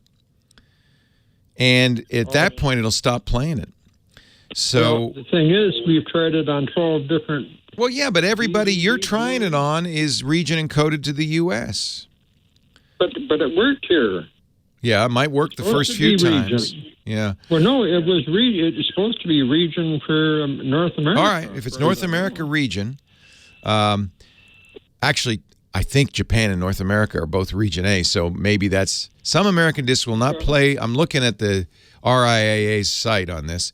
Will not play on software devices installed in Japan or vice versa. Oh, they have different country codes. That's why. Yeah, but I did buy a Japanese Blu-ray. It cost me 3,000 yen to ship it, and it works just nice. Yeah. So maybe you just have a bad disc. Is that possible? I mean, I'm not sure why it won't play, but hang on a little bit, and I'll talk to you off the air. Leo Laporte, the tech guy. So what? So it just so you don't think it's a bad disc though? I do. That's the problem. I think it's okay. It's distributed by Miramax, and I bought another one. One came from New York. One came from Chicago, and the one from New York never played. Now make sure you look on that, and that it's an NTSC disc because. Yeah. I think Japan uses NTSC, but somebody's saying in the chat room that maybe they used PAL. PAL was Europe. Yeah. Make sure that it is completely compatible. That's the issue. You said it played once, so that's probably all right. Well, no. I mean, the one that failed the first time, I thought, well, it just said it's not a valid disc. Yeah, that's kind of, that sounds like, well, we had this on 12 different Blu-ray. A Samsung, a Sony, my PlayStation 4, my computer, my laptop. Then we took it over to my friend's house. He tried it on his old pal, his desktop. Same thing, not a valid disc. And I ordered 2 of them, and they came out the same way. So I that's why I'm calling you. I'm thinking, wow, is it possible we got a distributor who's duplicating on cheap old discs? Yeah, it is possible that it's just you got 2 bad ones. And I mean, is it a good movie? What's the movie about? The movie takes place. I think it's in Poland. Are you able to play other DVDs in those players? Of course you are, right? Oh, sure I am. Oh, yeah. Oh, my goodness, yes. All the time. Either Blu-ray or DVD. In fact, music CDs I made at 2003 while I was listening to your show on TV. To call for help. Way back in the old days. Oh, it doesn't feel like it was that long ago, but it was, wasn't it now? Yeah. Oh, hey, I miss you guys. Oh. Cheers. But okay, I'm the Blu-rays. No matter where I get them, they're fine. But I'm wondering, I mean, my gosh, how can you tell? I mean, what good would it do for me to send this back to the company? Well, I would send it back and say it doesn't work. You've tried it on enough players that it's clearly the disc. I think it's possible that it's in a format that U.S. players don't play, or it's region protected. Yeah. And have you tried it on a computer? Yeah. Oh, yeah. Desktop. Same thing. 2 laptops, and we even tried his expensive Opal Blu-ray 3D, and nothing. It says. I think it sounds like it's a bad disc, to be honest with you. Boy, yeah, that's pretty bad, though. I mean, this should last for, geez, you know. Maybe they're trying to get me to go to the cloud. I don't think that's their plan, but it is a good suggestion. More and more people don't buy discs anymore. Every once in a while on a movie, I'm thinking, boy, I really would love to have a 4K UHD version of this. Oh, but most of the time, I just buy it streaming, and nowadays they stream HDR 4K, and it's pretty darn good looking. Hey, here's a question you might be able to answer on the air. How come you can't get 3D TVs in America? They stopped making them. Yeah, why? Nobody bought them. Do you like them? Do you want them? I don't. No, no one does. That's why. It was a gimmick that I have a pair of 3D glasses I came with my Samsung I've never used. I don't want 3D TV, and apparently nobody in America did because they stopped selling them. They stopped making them. Well, my pal, he gets 3Ds from Europe. They still sell them in Europe, huh? That's interesting. Oh, yeah. There's still 3D movie theaters, but no, they stopped. A couple of years ago, they stopped making 3D. Remember the creature from the Black Lagoon? With the red and green glasses? Yeah. That was even worse. That was even worse. Yeah. That was even worse. That was terrible 3D. But I don't. I think that 3D turned out to be a gimmick, and all the companies said, "Why are we building this in? Nobody buys it, so we're not going to." Yeah, that's true. That's true. Yeah. Well, hey, thank you. A real pleasure talking to you, Richard. Oh, have a great day. You too. Thank you, sir. Yeah. Take care. You bet. Well, hey, how are you today? Leo Laporte here, the tech guy. Time to talk computers and the internet and home theater, digital photography. We got your smartphones. We got your smart watches. We got all that jazz. Anything you want to talk about, if it has tech in it, if tech is its middle name, well, you call me. 8888 Ask Leo. The phone number, 888-827-5536. That's toll free from anywhere in the U.S. or Canada. We were talking before the break with Richard about his DVD that wouldn't work, and he said, "You think they're trying to force me to stream media?" No one's trying to force you. I just think it's happening. Do you still buy discs? Some people do. I guess the theory is that the highest quality UHD, 4K, UHD, HDR discs are still the best quality version of a movie. But it's kind of inconvenient, physical media. For music, it's kind of disappeared. Do people still buy CDs? Not so much, right? When you can stream it. Streaming music has become huge now. Between Spotify and iHeart and all the others, streaming music is growing at a rapid rate. People just don't buy CDs. They don't need to buy CDs anymore. I imagine that's going to happen pretty soon with DVDs, if it hasn't already. Our last video store in this little town I'm in, Petaluma, California, Northern Closed this month. well, end of August, closed last month now. Went out of business. Last video store. Remember, they were everywhere. They used to be on every corner.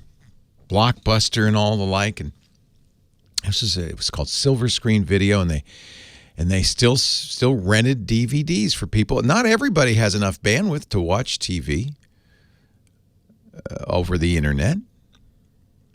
I guess it's widespread enough now that there just wasn't enough business to stay in business. I think, what is the very last Blockbuster still in operation up in Oregon? But maybe they do better in an area like that where there are more people living in rural areas that can't get high-speed internet, so they can't watch.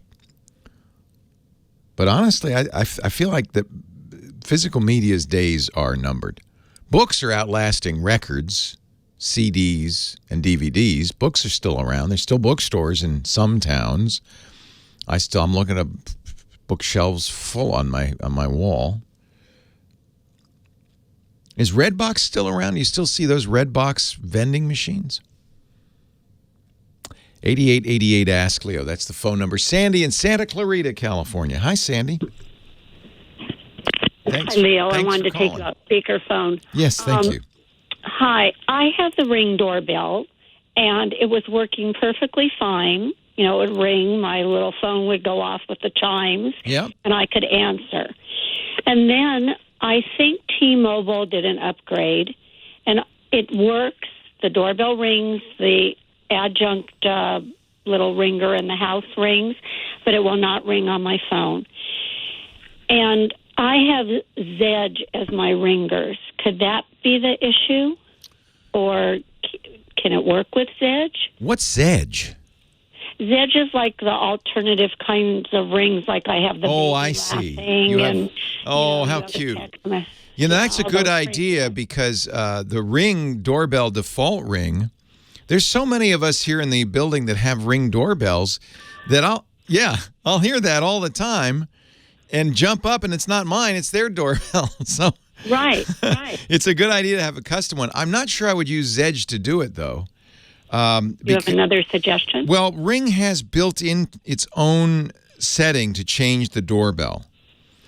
And I would do it through there. Are you doing it through there, or did you use Zedge to change their default ring? I didn't use it to change the default ring. It just stopped doing it, and I was wondering why. Maybe because you installed Zedge, you're saying? No, I had Zedge all along, but all of a sudden it just stopped. So your chime, your additional little chime, that's working. So that means that the Ring not only is the doorbell itself is not only still functioning, but it's still on the internet. That's one problem sometimes with these video doorbells.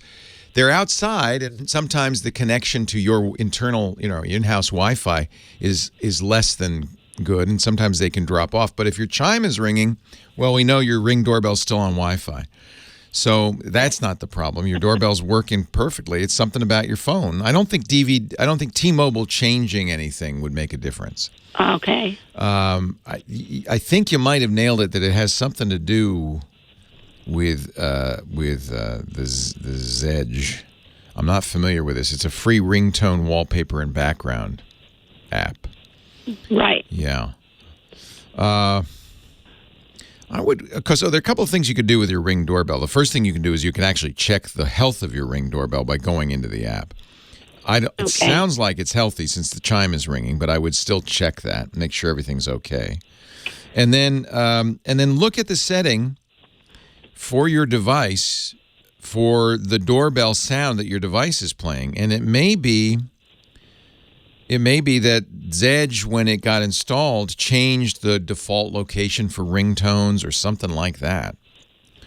But you said you've had Zedge all along, and this just started happening. Right. Yeah. Right.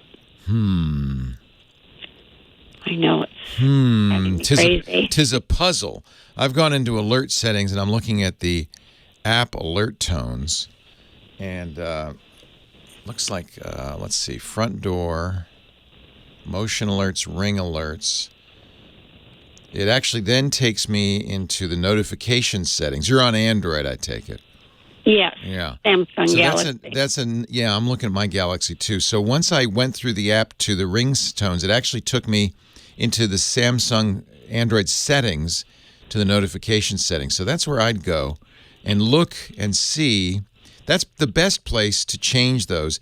And I bet you, right now it's set to app-provided sound, but I could change it to another sound, and I bet you that's what happened, that whatever it thought that app-provided sound was has gone away. Does your app still works? You can still see the front door and all that stuff, right? Yes, but I don't get any notifications. You just don't get that like ding-dong. Someone's there. Yeah, like this. Let's see if I can make mine make a sound. Oh, it's all shuttered down because I'm doing the radio show. I said, don't make any sound now. I'm busy.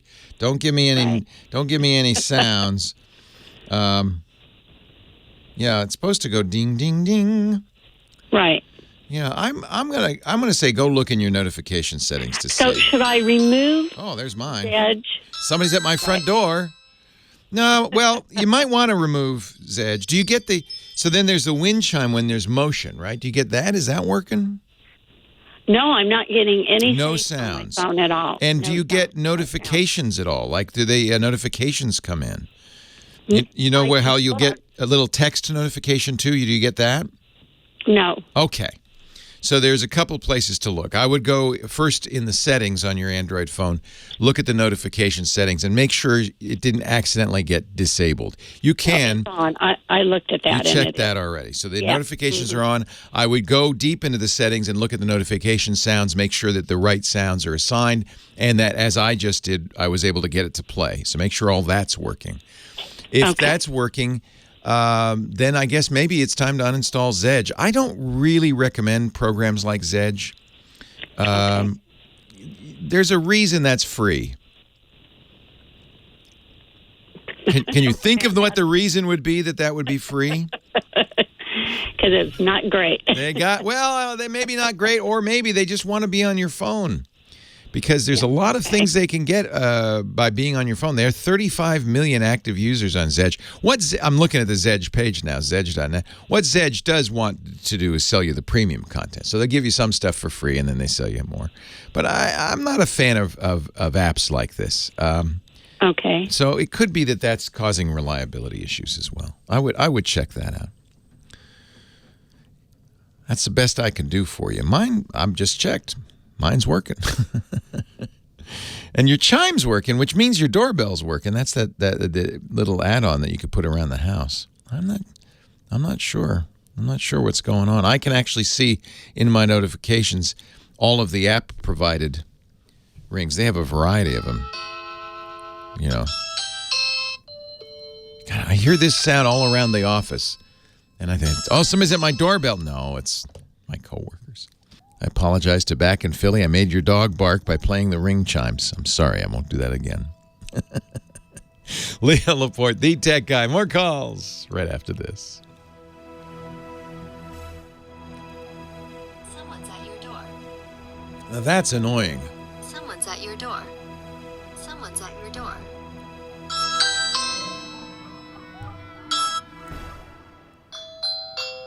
You can make it silent. When it comes to your identity and the personal Motion information detected on your at device, your front door. Motion detected at your front door. Motion detected at your front door. That'll make your dog bark. I'm sorry. No more sounds. Sorry. Turning it off right now. Do not disturb. Quiet. Troubleshoot. Yeah, BC. Let's put that in the show notes. Troubleshoot. How to troubleshoot Ring notifications. Probably goes through all the things make sure notifications are enabled. Yeah. Yeah, this is basically what I just talked about. So. And then if worse comes to worse, you can reset your Ring app. Zedge. I wouldn't use Zedge. That's the first piece of advice. Leo Laporte, the tech guy. Yada da da da da. Tim in Oxford. No, I'm sorry. Tim, you're coming up. It's Rick in Reading. Leo Laporte, the tech guy. Hi, Rick. Hey, Leo. How you doing? I'm well. How are you? Good to talk to you. I'm just peachy. Thank you. This is the first time I've called into a national talk show, and I've been a talk show junkie pretty much all my life. So is it hard? Is it scary? A little bit, but I'm excited to talk to you and see if you can help me with a.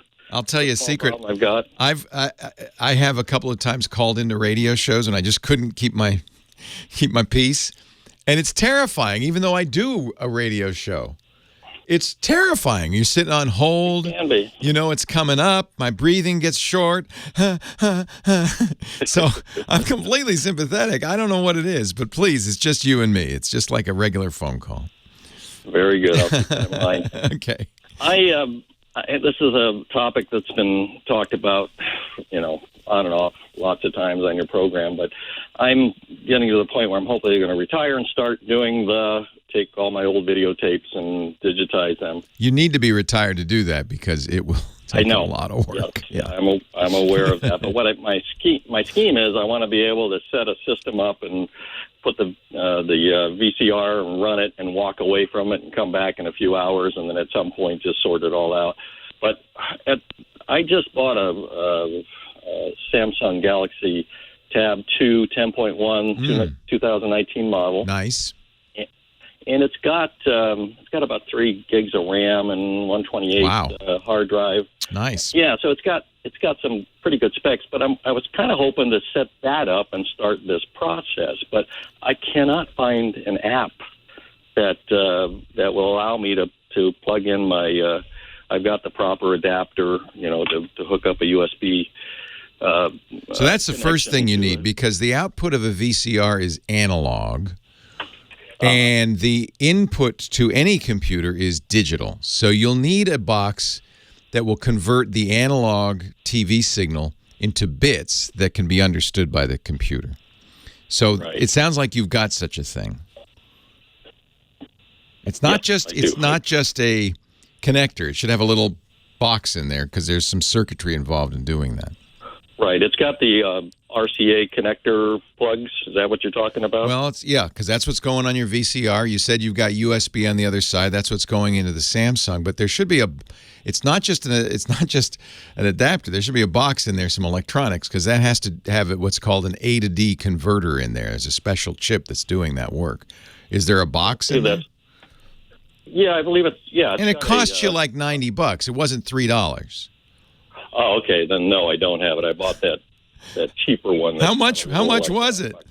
$5? I don't know. Yeah, well, it doesn't do it. I don't even know why they'd sell that because there's no It's like all they've done is they took a USB connector and the wire and the RCA jacks and wired them together. But there's nothing that would do because you need to have it's a complete mismatch in the kind of data.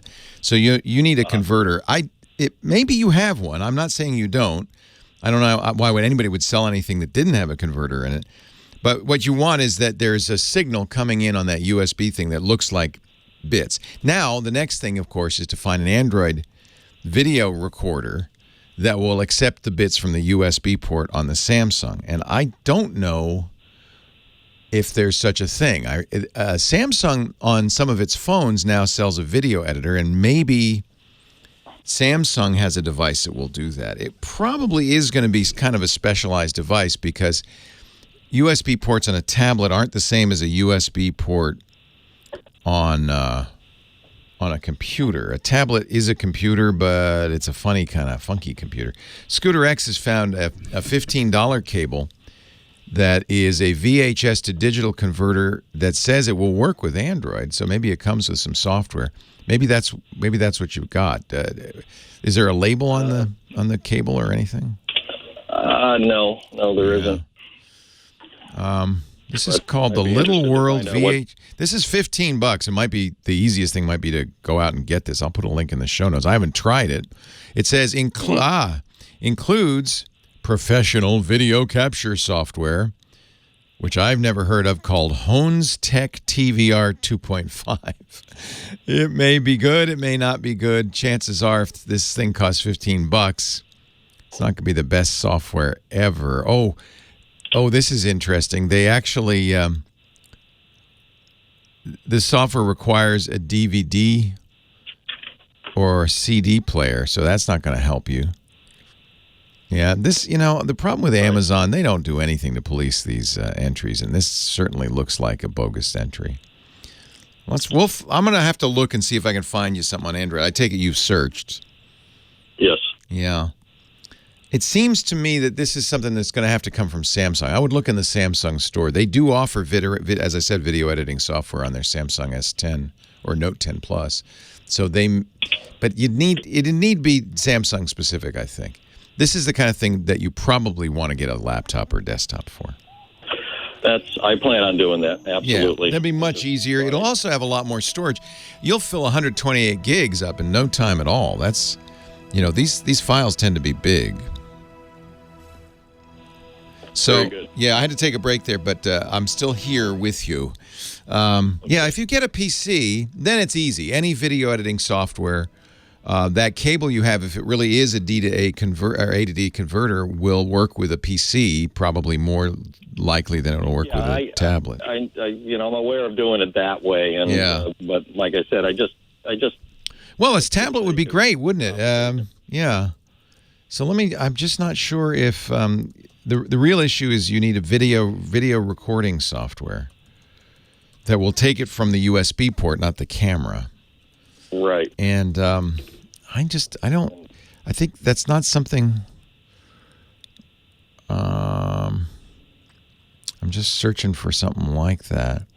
Yeah, I don't think that's a common use. Maybe somebody listening will say, "Oh yes, I do that all the time." Or your chat room too. Maybe they're good. Yeah, I'm looking right now.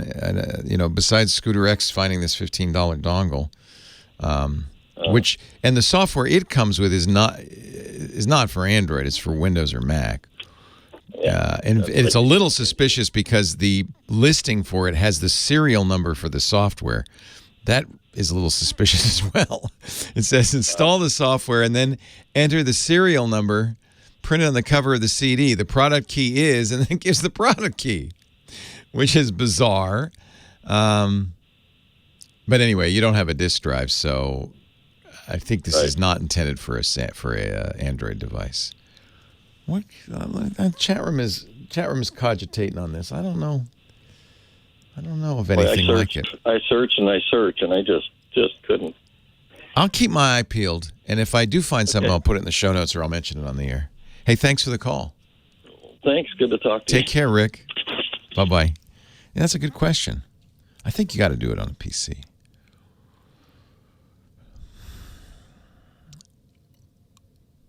Also, after you digitize it, but you're not going to do a lot of editing. You're just going to chop the beginning and end off, right? Probably.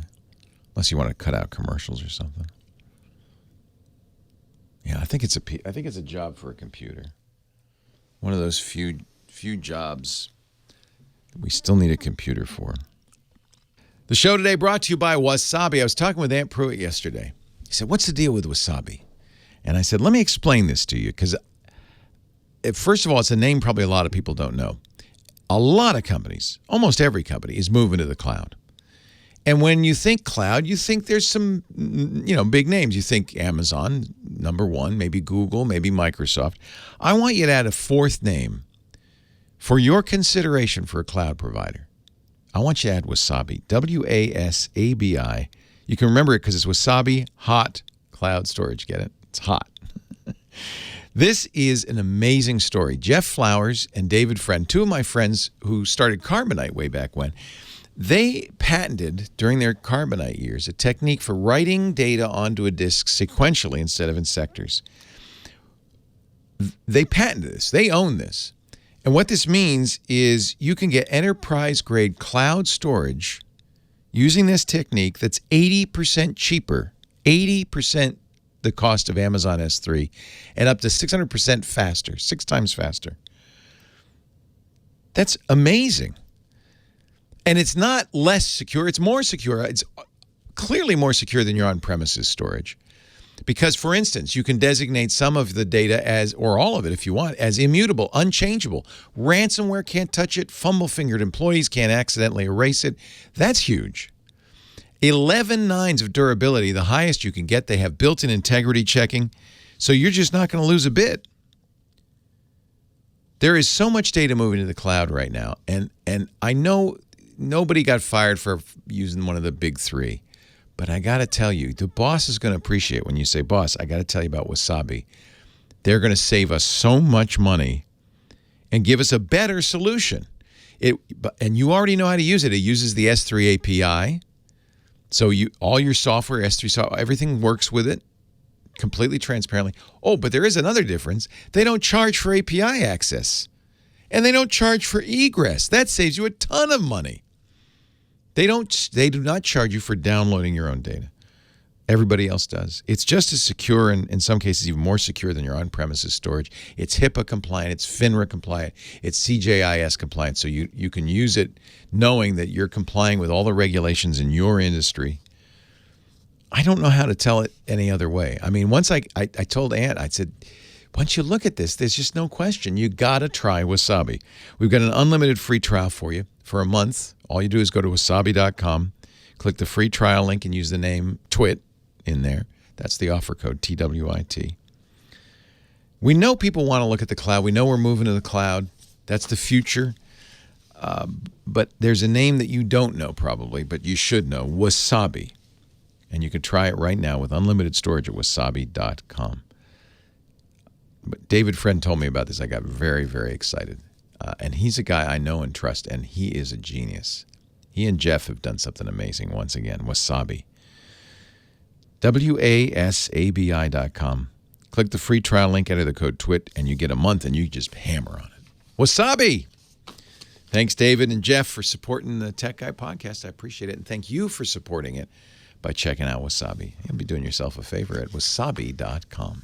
Leo Laporte, the Tech Guy, 8888 Ask Leo. So now we have an assignment for all you listening. Can you find a Android-based app that you could use on an Android tablet that would take video from the USB port, digitize it, and give you a chance to edit? I don't think such a thing exists. I'm going to guess something. But if you know, call me, 8888 Ask Leo. That's the phone number. Tim in Oxford, Colorado. Hello, Tim. Thanks for hanging on. How you doing, buddy? I am doing great. How are you? I think if I do any better, I'd have to repent. Oh, I'm having to repent anyway, but go ahead. That's right. Hey, we live on the outskirts, about 15, 20 miles away from Durango, Colorado. Nice. And we have internet, but it sucks so bad. Yeah. And that's the price you pay for living in a beautiful part of the country. The more rural you are, of course, there are many benefits, but the big detriment is internet access. Yeah, we had pretty good access, but the router I had, they said it went bad. Oh. So they gave me this new router, and now it's slower. Oh, it's slowed and non-existent. So they said, well, for $5 more, we'll give you another router, and it's just as bad. So let me ask you a little bit about what this service is. Is it from your phone company? No, it's Brainstorm. So it's wireless. Yeah. So you don't you need to have a special Brainstorm receiver. That's the main thing you need. Yeah, it don't work. You put that in the window? No, it just sits there. It was close to the window. Yeah. But it don't work. They had one that was really good, and then now, and this new one sucks. It's just not worth nothing. So is there a router I can get, like from Office Depot or something, or Best Buy, that is better? All right. I'm looking at Brainstorm, but it's not wireless, is it? Or does it come in through a phone line? No, it comes in through a dish. So it is a dish. So it is wireless. Okay. Yeah. Oh, yeah. High-speed wireless from Farmington, New Mexico, north to Grand Junction. I'm trying to see what the technology is that they're using. They're what we call a WISP, a wireless internet service provider. And unfortunately, when it comes to a wireless ISP, you're kind of stuck with the hardware that they use because you have to have something that can decode it. So you're using a dish. Is the dish pointed at the sky, or is it pointed? No, it's pointed right at the antenna. I can see. You can see, so it's from an antenna. Okay, good. All right. Yeah. So it is possible, of course, that they're not that something's gone wrong with Brainstorm. I presume you've called them. I've called them. I don't know how many times. And they say what? Oh, it's your router every time. They say it's doing good. It's doing good. So, all right. So it comes in through a dish. It comes into the house, and then you have to have a Brainstorm decoder. But you don't have to use their router, I presume. Tell me about the box that's attached to the Brainstorm antenna or the cable there. What is it? Is it branded Brainstorm? What's the brand? Oh gosh. Okay. I'm not there. Yeah, I mean you can. So it's not a Brainstorm router. I'm not. Don't understand. I'm not sure I know what their technology stack is. So this is hard for me to kind of decipher. Normally, with most internet service providers, the data comes in a form that they need to decode with something they often call a modem, cable modem, DSL modem. I don't know what Brainstorm uses, but there's probably is some sort of modem or modulating, demodulating device that turns it into normal Ethernet. If the box that you have connected to the cable that's connected to the satellite has an Ethernet jack that comes out of it. Right. Does it? If it does, then you could put any router on the other end of it. If, on the other hand, that box is a Wi-Fi access point, if it has antennas on it, then you may be hard-pressed to replace it. You need an Ethernet jack to attach a router to. You need Ethernet. Yeah, it has one. Okay, so you can then attach a router to it.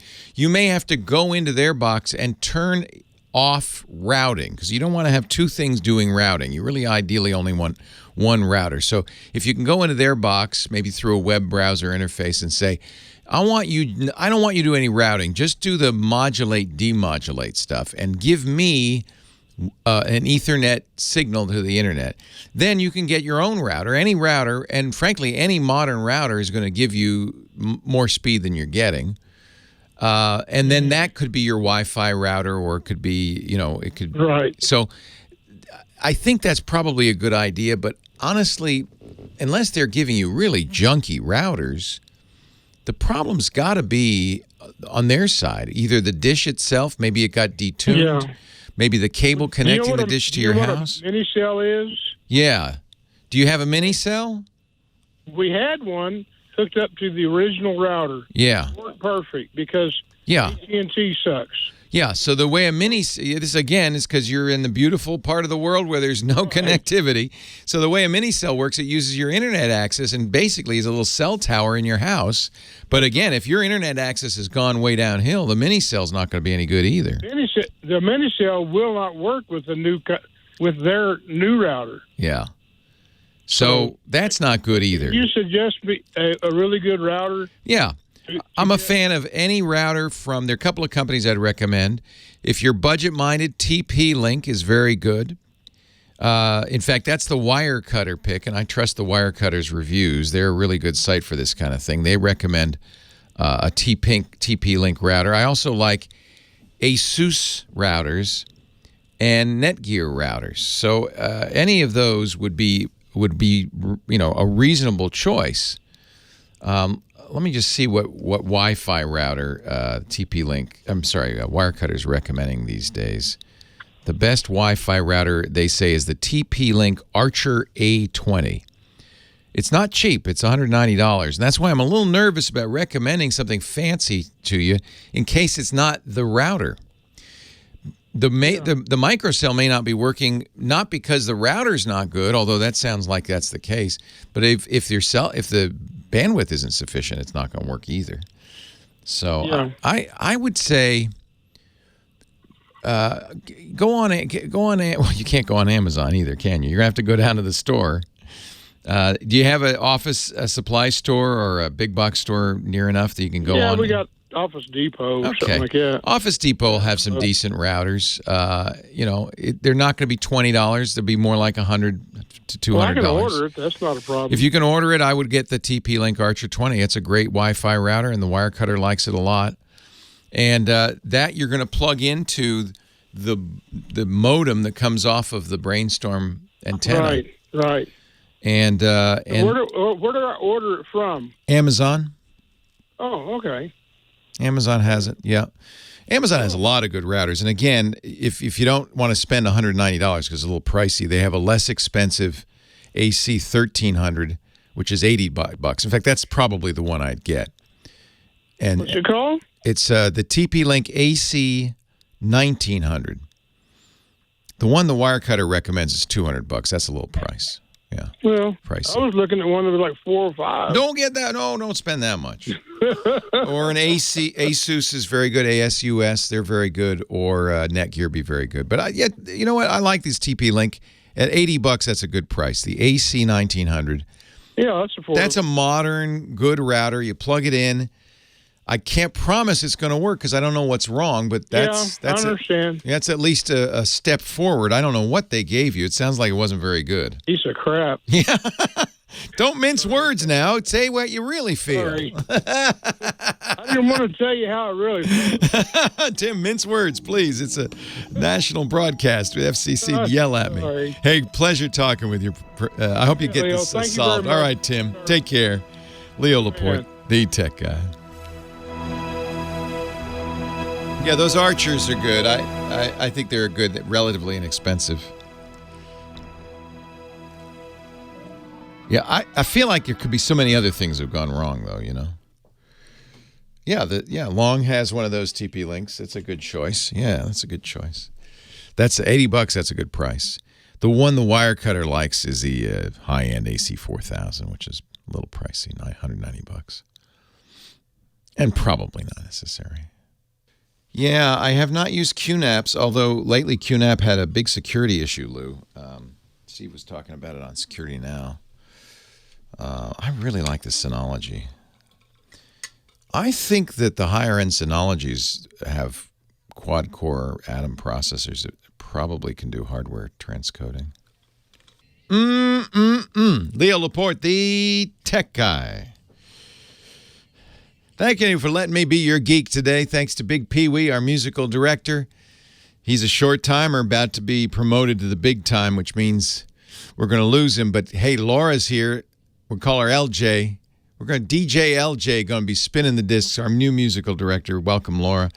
Thanks to Heather Hammond for filling in for Kim Schaffer. Nice job, HH. H-Bomb in the house. Hope we see you again soon. It's been too long. Good luck with the radio thing.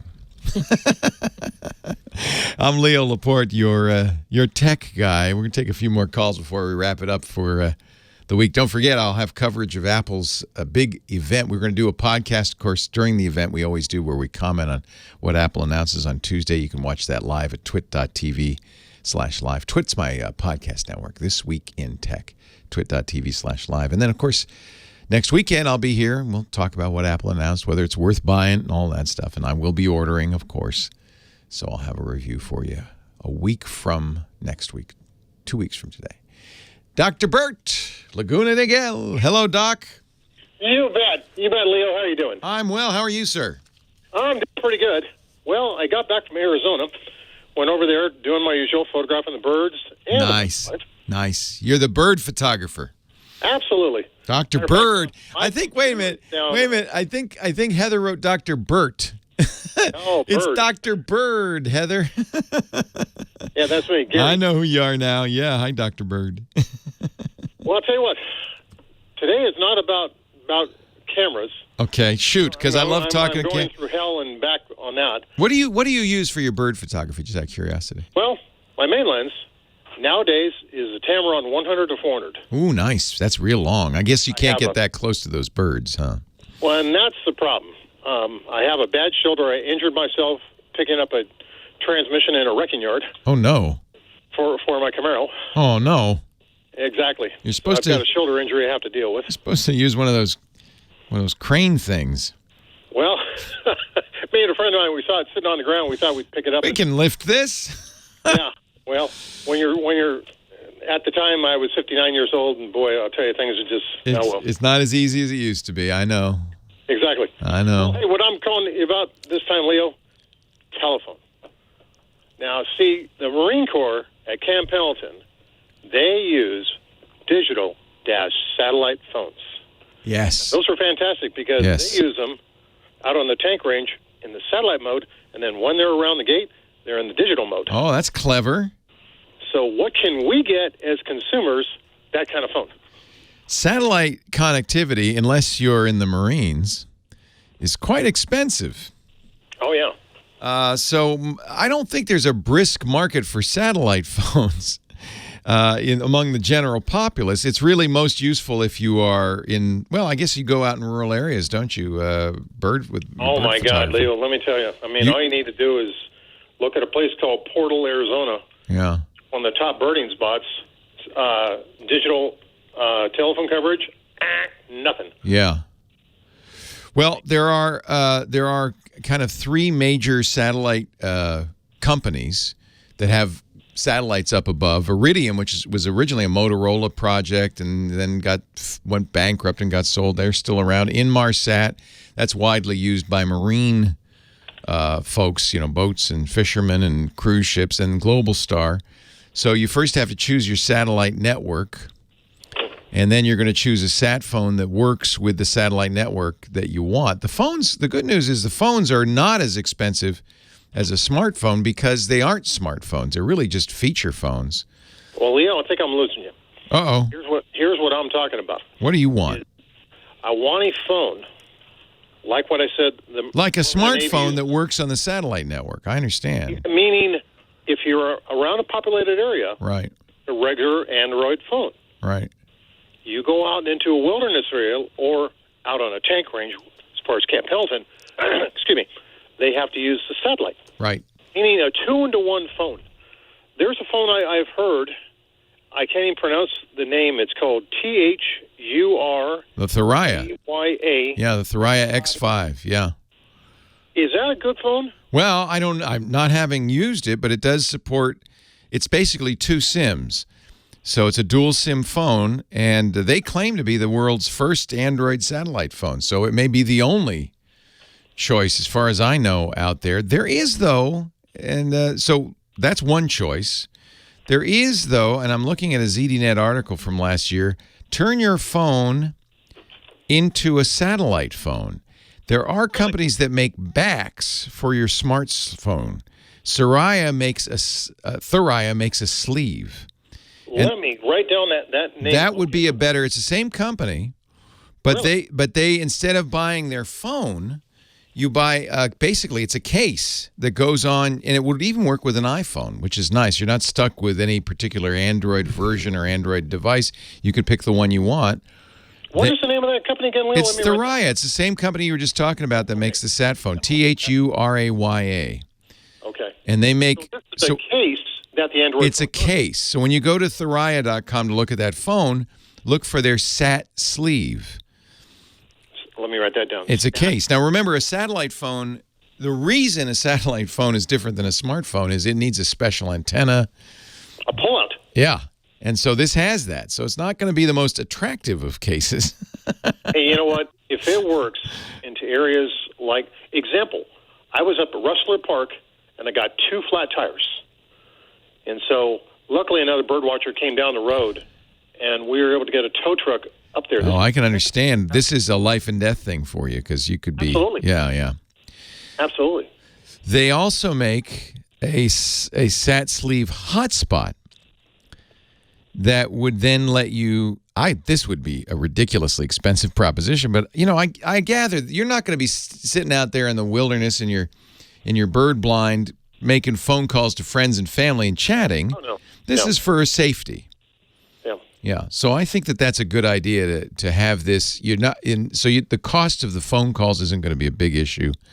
I would look at that. That way you can also take the phone out of the sleeve when you're not out in the wilderness and just put the sleeve in your glove compartment or something so you have both. Yeah. Same company. Thuraya is THURAYA, and this is kind of their specialty. And Eric Duckman has given me a link at the satellitephoneStore.com, so you can get it from them as well. Great. That's a good idea, and I'm glad you're considering safety. That's pretty important. Oh, my God, Leo. I mean, the places that I go, sometimes there are people out there doing things like shooting birds with guns on non-hunting days.